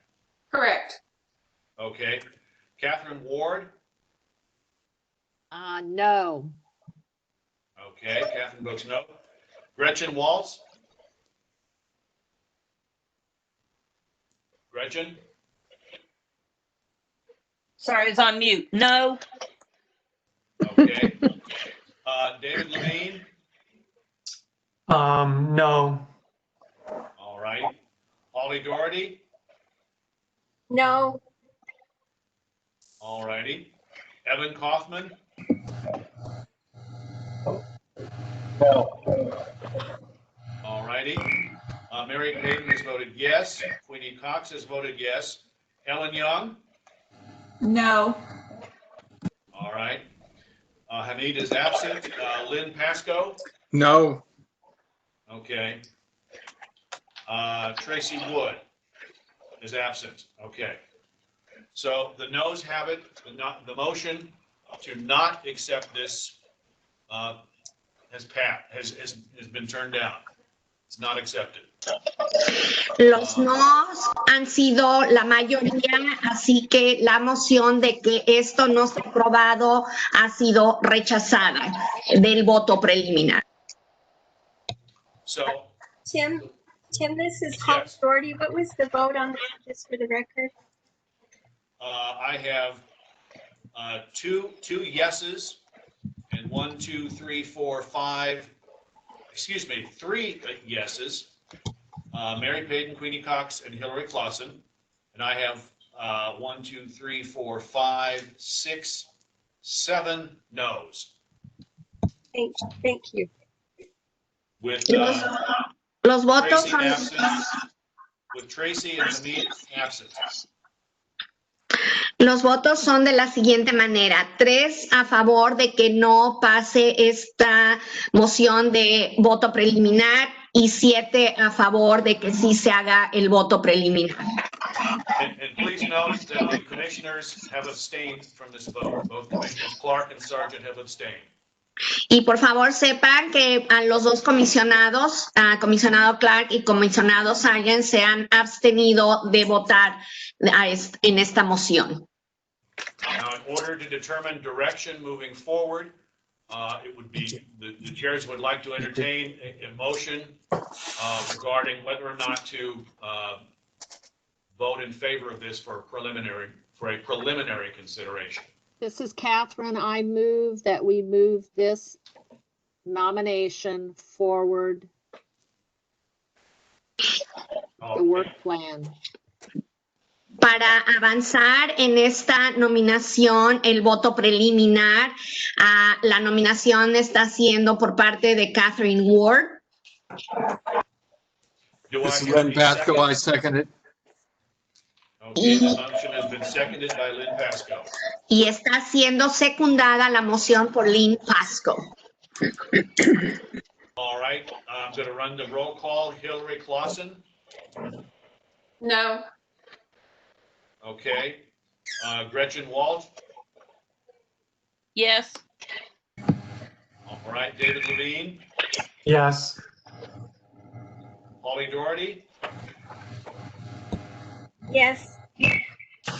All right. Evan Kaufman? Evan Kaufman? Yes. Yes? Yes. Okay. Mary Payton? No. No. Queenie Cox? No. Okay. Ellen Young? Yes, and I'll have a request at the end of this vote, please. Okay, let me finish. Let me get through the vote, please. Yep. Hamid is absent. Tracy is absent. So, Lynn Pasco, yes. Yes, okay. Who else? Tracy is absent. So we have, I have, the motion passes. The vote is 1, 2, 3, 4, 5, 6, 7 yeas versus 1, 2, 3 nays. La moción por la cual se hizo este voto preliminar pasa con 7 diciendo que sí y 3 personas diciendo que no. All right. And what this means, merely at this point, this is a preliminary vote, which means there will be final consideration of this nomination at the September 22nd meeting. Lo que quiere decir esto es que ha sido aprobado un voto preliminar y el voto final será tomado en la audiencia, en la próxima junta que será llevada a cabo el 22 de septiembre de este año. And Ellen, I believe you had a comment? Yes, I have a request of staff that before next week's final vote, if you could, for lack of a better term, let us know what kind of power does, the county have to make sure that these people do get taken care of, are not displaced and dispersed all over the place, and that their investments are not. If you could address that in an email to the task force, that would truly help. Thank you. El comentario que Miss Ellen Young quiere añadir es pedir que antes de que sea la semana o la fecha del voto final por parte del staff se vea cuál es el grado de autoridad del condado para poder ayudar a las personas a ser reubicadas o darles asistencia. Así que el staff va a investigar cuáles son el grado y el tipo de asistencia que se les podría dar a las personas antes de que sea la fecha de voto final, el 22 de septiembre. Please thank our participants this evening for us. We appreciate their comments. We've heard them and very much take them to heart. Sí. Y también esta moción ha sido secundada por Mary y queremos darles a todos muchas gracias por participar, por estar aquí presentes y decirles que apreciamos mucho sus contribuciones, lo que nos han dicho. Okay. Okay, thank you very much. We're moving on to the final agenda items on our meeting for this evening, the final votes on 5 previously considered nominations. The first is 10208 Old Colchester Road, which is PC 19-MV-006. We're open for a few minutes of comment and before taking a final vote to whether or not to accept this. And staff, could you give us a one-line reminder of what this particular nomination was? Sure. And Aaron, before you jump into that, I just wanted to say thank you to Soraya for your services this evening. It's been it's been wonderful to have you with us. So if you'd like, you could leave the meeting. If you'd like, you could also stick around if you're interested in what's going on. But I don't. Soraya, thank you, Graham, and Soraya, thank you so much. It is my pleasure, Graham, commissioners, and everybody. I would like to remain to see the end of this as a little fly on the wall, but it has been my pleasure. It is a real treat. Thank you so much. Señoras y señores, muchas gracias por permitirme asistirlos esta noche. Lo he disfrutado mucho. Estoy para servirles y buenas noches. Okay, thank you. And You're welcome. Everybody, as we talk, we'll go through this. If we can put our microphones on mute and we'll move forward. The first nomination up for a final vote this evening is 10208 Old Colchester Road, which is PC 19-MV-006. And if we could get a brief 1 or 2 sentence reminder of what this nomination is for the record.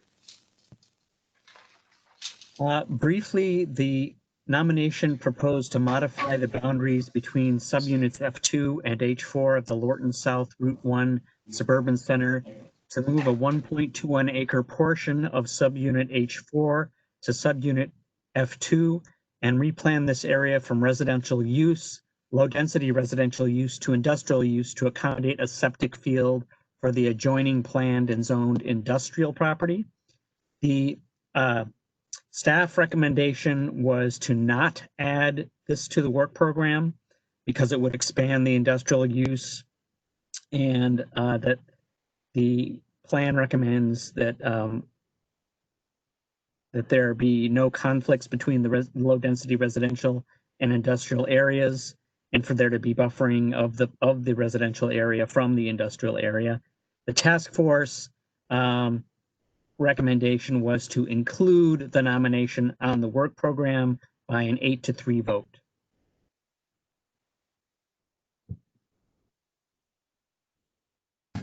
I will not be participating in these final votes. So, May I Sharon, ask thank a you. question? May I ask a question of Hillary? Can I just finish for just 1 second, and I'll go to you, Ellen. Want to make clear for the record that Commissioner Clark and I will not be participating in the final votes. These are the task force considerations. We voted in some cases on preliminarily, but the final vote rests with the task force. So thank you. Ellen? Yes, my question is for Hillary. I believe you were going to let us know what the Mason Neck community thought about this. If you could give us a brief, thought on that. Yes, the Mason Neck Citizens Association is opposed to this. As you may know, Mason Neck is a very special area zoned for low-density residential. Rezoning this to industrial just opens the door, in our mind, for scope creep, quite frankly. There are other industrial businesses adjacent to this one. Let me just take a look at my note here. I did have a question for staff, and that is, I know that Mr. Hampshire mentioned that the nearest public sewer was miles away. And I was wondering, in fact, where is the nearest public sewer connection? And if that's a possibility. Hillary, I would need to look it up on our sewage map, our sewer service map to identify the exact spot. It's not close enough to be able to connect into in an economical manner. I could almost certainly tell you that. I don't think it's miles away, but I think it's far enough away to where it would be infeasible. Yeah. Okay. And one comment I'd like to add to that. I mean, should this go forward? I don't know what the other options are, but should it go forward, I would hope that any landscaping includes native plants in keeping with the county's green initiatives. But again, the Citizens Association is opposed to this. Thank you. Thank you, Ellen. Hillary, any further comments or questions? Hearing none, do we have a motion regarding this nomination? Is there a motion to accept this nomination? I make a motion that we not accept the nomination. All right, the motion on the floor is to not accept this nomination. Do I hear a second? I second it. Who seconded, please? Catherine. Okay, Catherine seconded. All right. I'll do a head count again, but just to make sure, all in favor of the motion not to accept the nomination for PC 19-MV-006.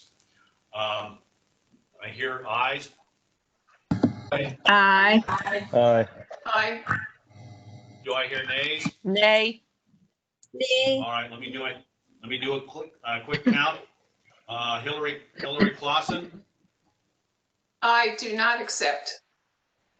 Okay, so that's the motion is to not accept. So the yes vote is to not accept. Okay. Correct. Catherine Ward. Yes. And can I make a Okay. quick question? I'm sorry. What, please? May I make a quick statement about the Yes, you composting may. toilets? There is a discussion if zoning turns this down and we turn it down, there's a likelihood that a support of composting toilets may be able to help these guys stay in business. Okay. Thank you, Catherine. Okay, Gretchen Walsh, the motion on the floor is to not accept this nomination. Are you in favor of that motion or not? Yes. Okay. David Levine. Yes. All righty, Holly Doherty, No. okay. Evan Kaufman,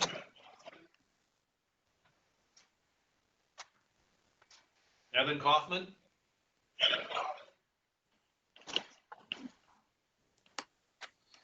He was here for before. Okay, we'll come back to that in just a second. Mary Payton? Mary?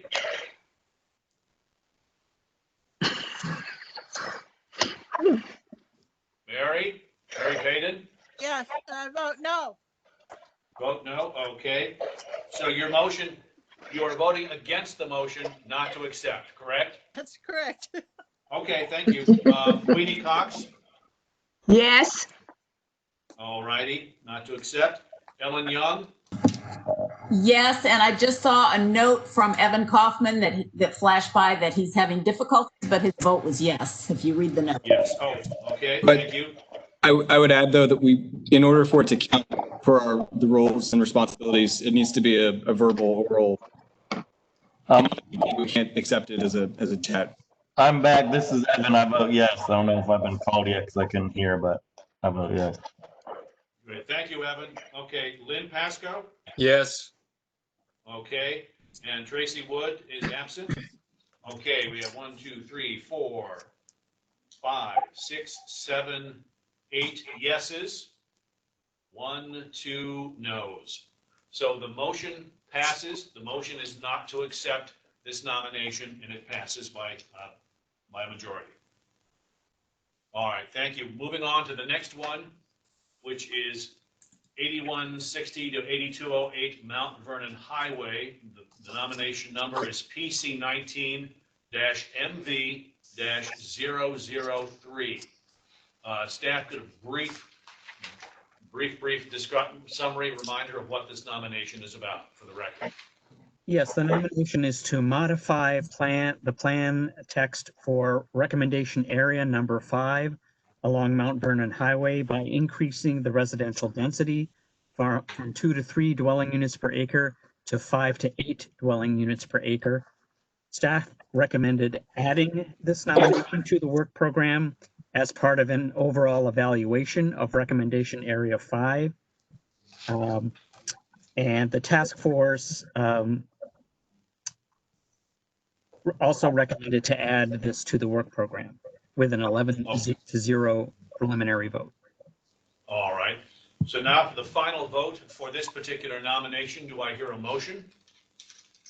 Motion. Is there any further discussion on this particular nomination before we have a vote?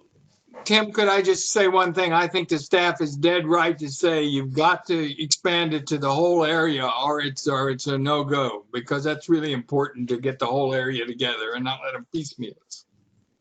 Got it. Thank you, Lynn. Anybody else? Hearing no further questions or comments, do I hear a motion regarding this particular nomination? Yes, this is Gretchen. I make a motion to move forward. Okay, that was Gretchen. Okay. Is there a second?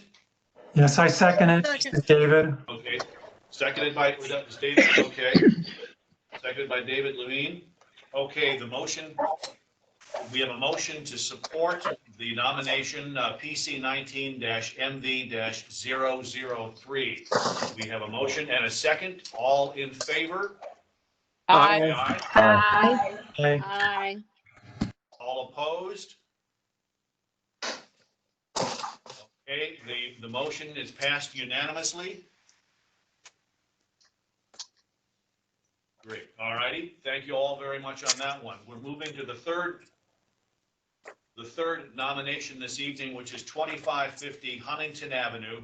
The nomination number is PC 19-MV-011. Staff, could you give us a brief summary reminder of what this nomination is about? Yes, the nomination proposed eliminating the plan limitation on residential use of 50% of the limitation of 50% residential, so that the plan could go up to 100% residential and removing the office component from the existing plan text. The staff recommended to not add this to the work program because this would be counter to providing a balanced mix of uses, residential and non-residential uses within the transit station area. The task force recommended to add it to the work program with a 9-5 preliminary vote. Okay, thank you, Aaron. So now do I hear a nomination for this particular application, nomination of here, let me put that in English again. Do I hear a motion on the nomination for PC 19-MV-011? I move that they move it forward, please. Okay, that was, let's see who, Ellen made the motion to support. There. Hi, Ellen. And this is Catherine. I second that motion. Okay, we have a motion in favor and a second. All in favor, say aye. Aye. Aye. All opposed? No, Okay, we had one no. Was that Mary? yes. Okay. So we'll do it. We'll do a count just to make sure. Hillary Clausen, how do you vote?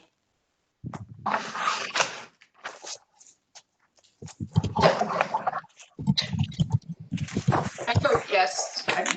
Okay, Catherine Ward, votes Yes. yes. Gretchen Walsh, Yes. David Levine, Yes. okay, Holly Doherty, No, okay. Evan Kaufman, Yes. all righty.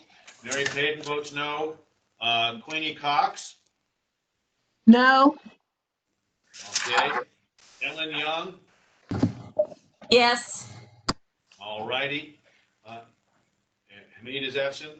Lynn Pasco, Yes. all righty. And Tracy Wood? Absent, all righty. 6. We have 7 yeses, 3 noes. The motion passes. All right. Moving on to the 4th nomination this evening for a final vote is the Huntington Metro Station, which is PC 19-MV-005. Aaron, can you get a brief description and summary of this one again? Yes, this was for nomination for mixed-use development up to a 1.5 floor area ratio. Staff recommended adding this to the work Excuse me, program. hold on, just a minute. Could we ask everybody to mute while Aaron's reading this, just so we can hear, and then you can put it back on for the vote? Thank you. Go ahead, Aaron. Just to reiterate that the nomination was for mixed-use development up to a 1.5 floor area ratio. Staff recommended to add this to the work program because it aligns with county goals for transit-oriented development and the transit station area. The task force also recommended to add it to the work program with a unanimous preliminary vote. Great, all right, thank you. So now we have a motion regarding, we have an option for a motion regarding the Huntington Metro Station nomination, PC 19-MV-005. Do I hear a motion? Yes, this is Gretchen. I make the motion to move forward. All right, do we have a second? This is Evan Kaufman, I second. Okay, thank you, Evan. Okay, all in favor? Aye. Aye. Any opposed? Any opposed? Anyone opposed, just to make sure? All right, the motion to accept this nomination, final vote, passes unanimously. All right, thank you. Our final nomination for consideration for a final vote this evening is 2806 Hopkins Lane, PC 19-MV-009. Aaron, can you get a readout on that one again?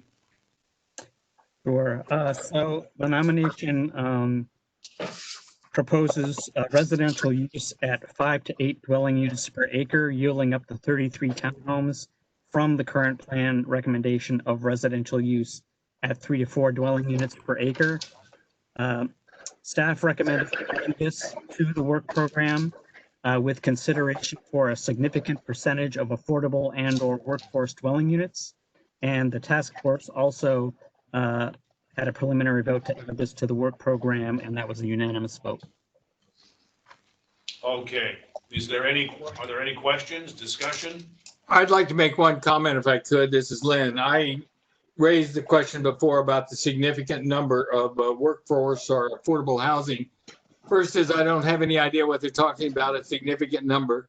It just seems pulled out of the air. And secondly, we shouldn't forget that just over the hill, there are 279 affordable and workplace houses going up on North Hill. So we want to be very careful, I think, to keep these spread all over the county if we can, and make sure that we're giving them in the right places. And I just raised a question about their recommendation. So that's, I'm for it, except I don't like these kind of vague references thrown out there that we don't know what we're talking about. I don't anyway. Could I, Chairman Sargent, could I talk to that for a second? Yes, Okay. Please, go ahead. So I voted to move this ahead without the language on affordable and workforce. And I was troubled by that because I did some research on this. And I feel like this is an ideal location for affordable and workforce housing. First of all, we're talking about 33 units of housing. And what that means is, to answer Lynn's question, is that that would not get above the threshold of 50 units where ADU units, affordable dwelling units, could be built. So we're not even talking about affordable, we're only talking about workforce housing. And the recommendation would be that you would build housing from about 80 to 120% of the AMI. And I'll get back to that in a second. And it would be about 12% of the units. So we're talking about maybe four units perhaps of the 33 that would be workforce housing. And I can't think of a better site for workforce housing. You're half a mile from Bucknell Elementary School, a little over a mile from West Potomac, and you're a half mile from the transit lines on the highway. The tiering for workforce housing goes up to 120%, excuse me, of the AMI. That would be, given the current AMI in the county, that would be an annual income of $150,000, which means that you could afford a house valued at $450,000 in value with that kind of income. And I looked at the four parcels, excuse me, adjoining the 4 acres around 2806 Popkins. You're talking about affording a unit at $450,000 in value, a house.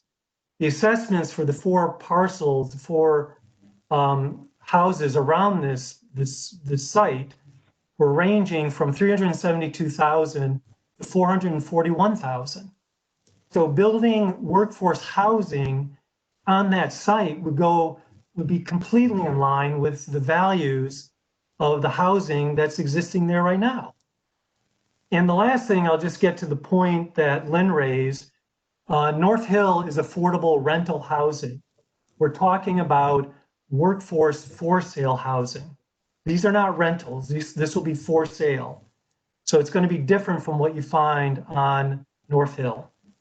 And when we're talking about providing housing for entry-level teachers and policemen and police officers and the like, I mean, at an income of $150,000 a year, you're talking about sort of mid-level school employees and administrators. You're not even talking about entry-level teachers.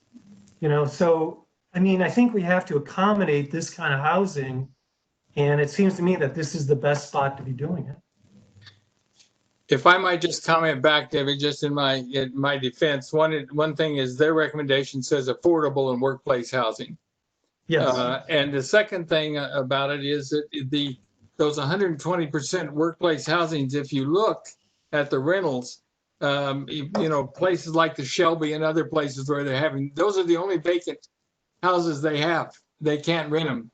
And so You know, I don't think there will be any at that level. I mean, I agree with you on affordable housing, but you've got to get it down to a level that people can actually pay. That's all. But, you know, I'm still going to vote for it, but I'm not Yeah, arguing. no, I get it, Lynn. And what I'm saying is that I think it's really more of workforce housing here. Because I don't think the regs would apply for affordable the way they are now. Any further questions, comments? Tim, this is Holly Doherty. Yeah, go ahead, Holly. So just to clarify, the North Hill project, part of it, as David has said, is rental, but there's also a section of it that's for sale. Yes. So it's a combination of both. It's not just one. And you know, the issue of workforce housing, something the Chamber of Commerce is very concerned about, because our employers want to have housing for their employees to work in this area, you know, that they can live here and work here also. But I think that I had made the original motion on this particular site for us to accept it, and I believe that we did accept the friendly amendment by Lynn Pasco to remove the language about affordable housing from it. But I think David makes an excellent point about the workforce housing and how important that is for our community.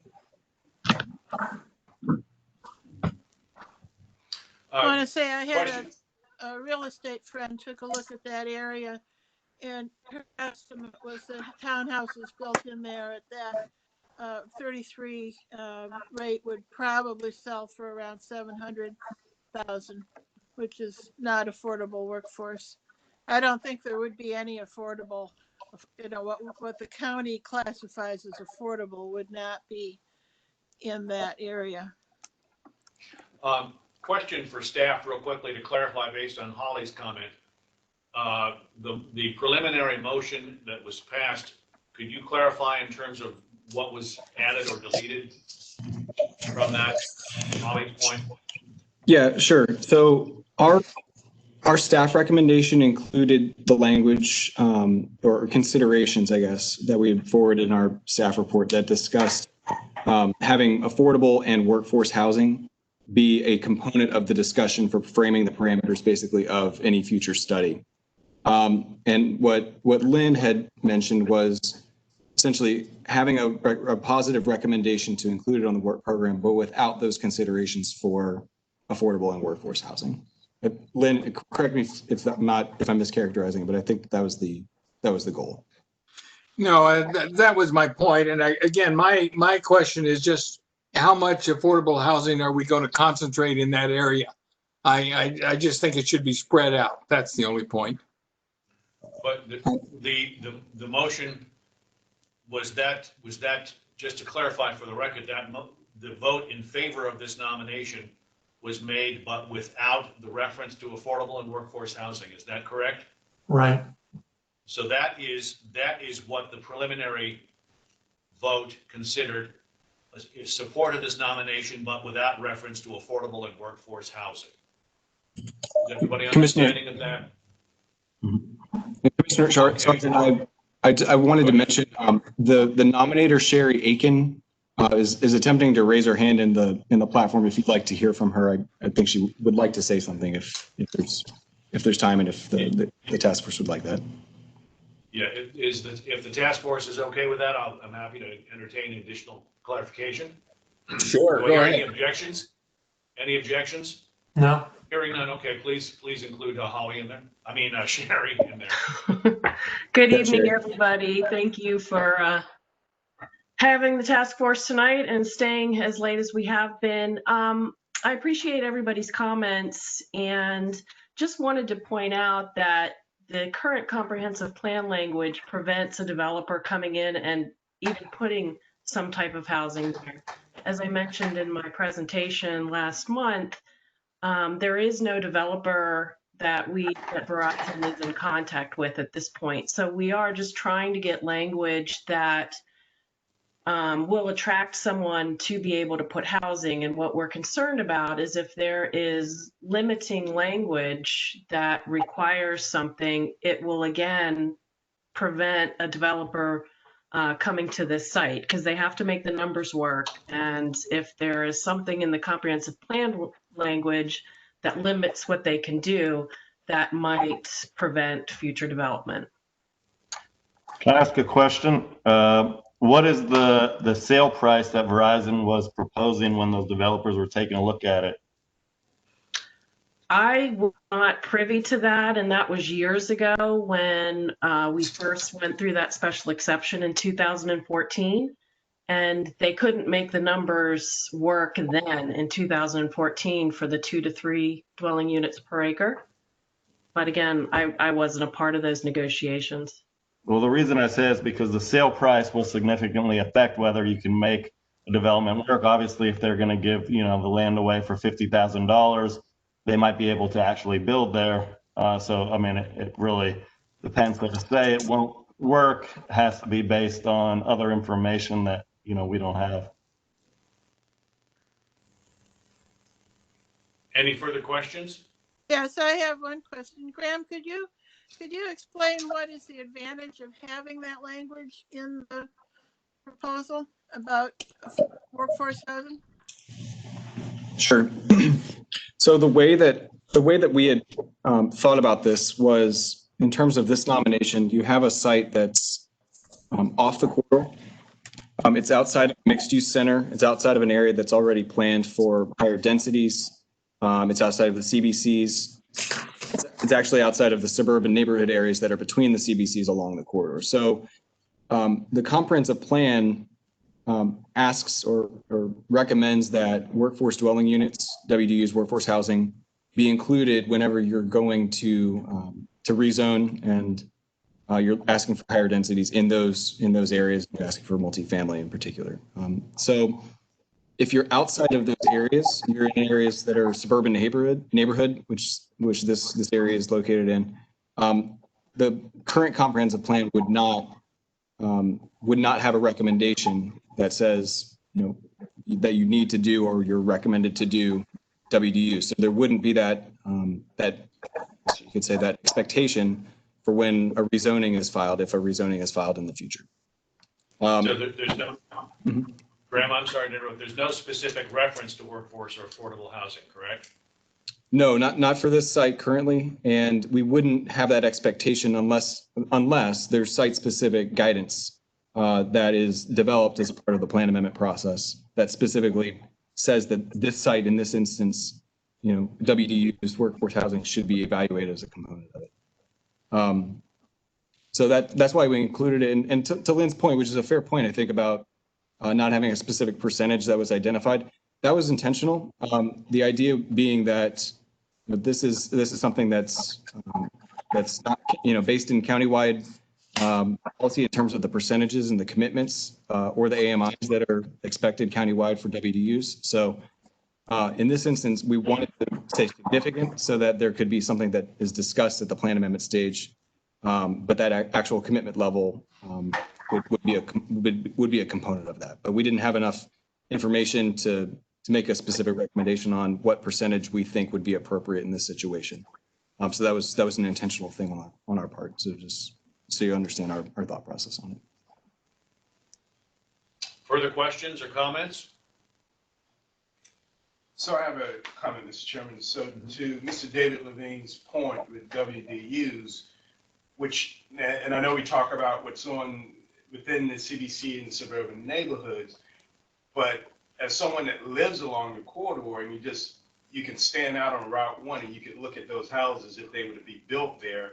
And to Sherry's point, I think we want to set that expectation for Verizon or whoever that owns the property that's going to sell it, that is what the community may want to see.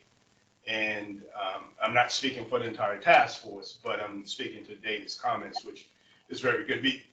I don't think we should expect to have our first responders and school teachers looking only able to afford, not be able to afford apartment, but to be able to actually purchase a home if they so desire, and in a price range that's acceptable or that they can afford within an area to be able to live where they work. So anyway, I just wanted to make that comment. No. And I came up with the number of the 12% because I believe that's what the WDU policy, what it calls for in places like Tyson's and some other suburban centers, I believe. So I think the 12% is typically what's looked for, in these kind of developments for workforce. So, we're David, those are for much larger complexes, the 12 to 20%. If it's not for things like you said, they get about 33. Oh, okay. All right. This is Tim. Question for Graham and staff. If you were to move forward here, is there an opportunity within the review process to better refine that consideration? Absolutely. And I think that having language that's somewhat open-ended from our end allows for that discussion to take place. It allows the nominators, if they're interested in considering the plan amendment, to study, what might be something that would be acceptable in terms of a percentage, both in terms of the commitment level and the AMIs that might be looked at. So it's not that we don't have the answer currently, but we think that this nomination warrants further study, certainly, and that we hope that with our considerations that workforce housing would be a part of that discussion. Well, let me just say, and my problem, I don't really have any problem with this at all, but the issue is that you didn't say workforce housing. You said affordable and workforce housing. You said a significant number, which to me could be quite large. And so it seems to me that if you put in something, with appropriate workforce housing or something like that, then I have no problem with the concept and the idea. And I couldn't agree more that firemen need some place to live and such. And so I agree with you completely. Yeah, your language is just so open-ended that it seems to me that you're going to scare people off, and maybe it's not what we're trying to do in the neighborhood there. That's all. This is Tim. Could you consider would language to the point of appropriate to the area in terms of workforce and affordable, would that be broad enough yet identifiable enough? What do you think, Lynn? I'm as I said, I'm not really hard over on this subject and such. I just raised it when you throw in language that says significant amount of affordable and workforce housing in 33 units. It sort of blew my mind what we were talking about and how you were going to sell that to somebody. If you just said with an appropriate amount of workforce units or some workforce units or something like that, that's no problem. I'm not arguing the point. I agree. It'd be nice. Okay. No, we're just trying to see. Could I ask I'm sorry. Catherine, could I ask a go ahead, question of staff, please? I think the latest buzzword out there now, and correct me if I'm wrong, is middle housing. And that's not the low end. It's not the crazy high end. Would that be a term that would fit more in the scope of what we're looking at?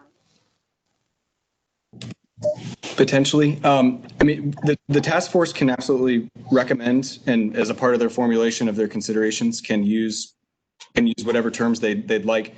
We don't define missing middle housing in the comprehensive plan as a term that we've used if others know of instances where we have, correct me, but it's not in our comp plan glossary. It's not something that we have a real handle on in the comp plan. So. And I will, so I'll leave it at that. It is a newer term, kind of referring to that area between where you have committed units that are for specific income tiers that get consideration through the planning process, and then also for market rate units, market rate housing.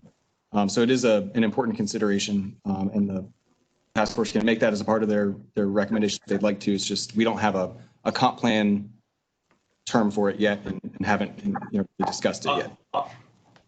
If I could make Graham, let me ask you this. if the folks that want to move it forward, would language such as workforce and affordable housing that is appropriate in proportion to the area, would that be sufficient? I'm trying to address Lynn's concerns and David's comments at the same time. I want affordable. So if the idea is being that you would be looking at workforce housing that's workforce housing for the population that's in the Mount Vernon district along the corridor, I think we'd probably want some parameter. It doesn't have to be, specific to Memorial Heights, for example, but something that gives us a little bit of understanding of what the scope is, I think would be helpful. But I think that would be a way of advancing and getting to Lynn's concern that it's not that we're not quite tying it down to what we want.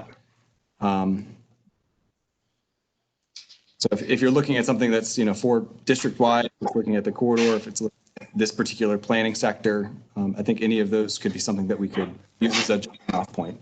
And I will say that this is a jumping off point. It's a way of framing the discussion for the plan amendment. What we say with these considerations are things that we want to study. They're not conditions that you might insert into the comp plan yet. So they're things that are supposed to be brought up as topics. So perhaps within a motion, if somebody wants to do it, language that suggests proportional and appropriate and proportional to the district. That gives you a wider measuring stick. I think we could work with that for sure. Well, those are suggestions of your way out, but it's up to the task force if they want to take that route. As you noted, the vote before was to leave out the reference to significant affordable and workforce housing. So it's now time to consider a motion if somebody would like to make a motion that amends your original vote or accepts your original one. Perhaps we should. I would ask to amend it to remove the words significant and affordable. I think we need, I think we probably need at this point to take a vote on the original preliminary motion and then consider amendments if the original motion fails. Well, Tim, since yes, I go made ahead, Holly. This is Holly. Since I made the original motion, can I modify it before we vote on it? Would that be appropriate? I think from a parliamentary process, you can. What can they do? I think you probably want to vote up or down on your original motion and then consider an amended motion. Okay, well, I think there's probably a consensus that we want to amend the original motion, but. Okay, we'll do it. Whatever. All right. You're the chairman. What I would suggest is a motion to not accept this motion and then a motion with an amended description. I make a motion to not accept the original motion as stated in the preliminary vote. Okay, do I hear a second? Second. By Mary, okay. All in favor? Aye. Aye. Aye. All opposed? All opposed? Okay, the ayes have it. The motion to not accept the original motion has been supported. Do I hear a new motion, an amended motion? I make a new motion to accept the amendment with language that states that it will consider an appropriate amount of workforce, affordable and/or middle housing in the development. I second. Who seconded? Gretchen. Gretchen, okay. So Evan made the motion, and it's been seconded. Any further discussion? Yes, I comment. This is Holly. So Holly? Okay, go ahead. I really comment on the housing.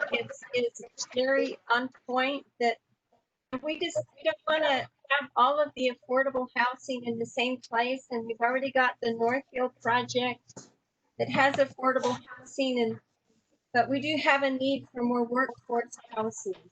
And so I would make a friendly amendment that we remove the affordable housing component from that. Holly, this is Gretchen. I think the point was made, though, is that the North Hills are rentals. These would be to own. No, North Hill is both. There's rental, and then there's also some that are for sale.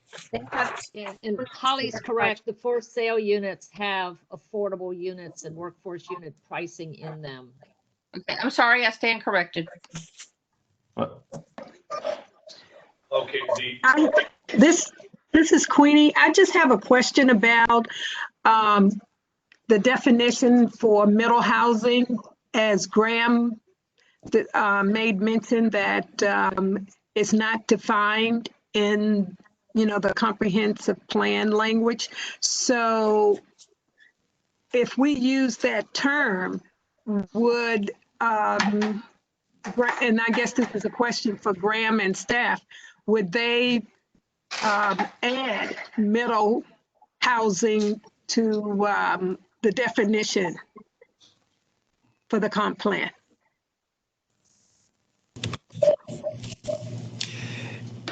It's a good question. The short answer is it would be difficult because this is being a site-specific plan amendment. We're really only dealing when we go to, if it's added to the work program, we'd only be dealing with this specific site. And so something that is looking at a county-wide change, if we're adding a verb or a term, to the glossary of the comprehensive plan, that's a new thing that would require study with, first it would take board action, obviously to authorize. It would have implications beyond just this specific site. So it's not impossible. And if that's something that the task force wants to be transmitted as a part of their considerations, you can, absolutely. But it would likely be separate and apart from this particular SSPA. I want to friendly amend Evan. I want to say take out affordable and take out middle and leave in workforce. Affordable is probably not possible in this development, and middle doesn't seem to have any meaning. What if we just say below market? Below market rate. Keep Yeah. Okay, we have workforce. Okay, hang on, everybody. So we have, Evan, we have a friendly amendment to remove affordable and replace it with workforce. Would that, and remove middle and remove affordable and replace those two terms with workforce. Would that be acceptable? Yes. All right, so we have do we hear, the nominator has made a willingness, has expressed a willingness to accept the friendly amendment, which would delete the references to middle and affordable and include workforce in his motion. Do we hear a second on that? I'll second it. It's Lynn. I second it. Lynn, thank you. Appreciate it. With the motion is seconded by Lynn. Any further discussion? Yay, Lynn. Any further discussion? Okay, all in favor of the motion, and let's just make sure in the motion, once again, Graham, can you help me on this one as we've got it? The motion is, say it with me now. So I have it that the motion is to include on the work program with specific consideration for appropriate workforce housing. The one question I would ask is, did you want to add that geographical kind of reference? Because I don't think that there was discussion on that, but just flagging that for the task force. I say no, because it doesn't mean anything in terms of what you guys do. Workforce housing You can further by the county. You can further refine this during the process if this is where it goes. So, okay, we have the motion on the floor as is. We have a second. I'll probably do an individual count. All in favor of the motion? Aye. Aye. Aye. All opposed? Hearing none, the motion as amended passes unanimously. So we've gotten through all. You guys have done it. Congratulations. You got through all 5 plus a lengthy discussion on a very important nomination tonight. Congratulations. We have one more meeting. I'm now going to turn it back to Commissioner Clark for final comments. All right, thank you, task force members, for hanging in there tonight, and thank you to the public that may be listening in tonight on this, and we thank all the nominators for their nominations, good, healthy discussions tonight. So without further ado, we're going to adjourn, and remember, we're going to meet next September 22nd at 6:30 p.m. And we have one nomination to be finally voted on, and that's PC 19-MD-002 Ingleside Trailer Park. Again, thank you, everyone. We'll see you on the 22nd.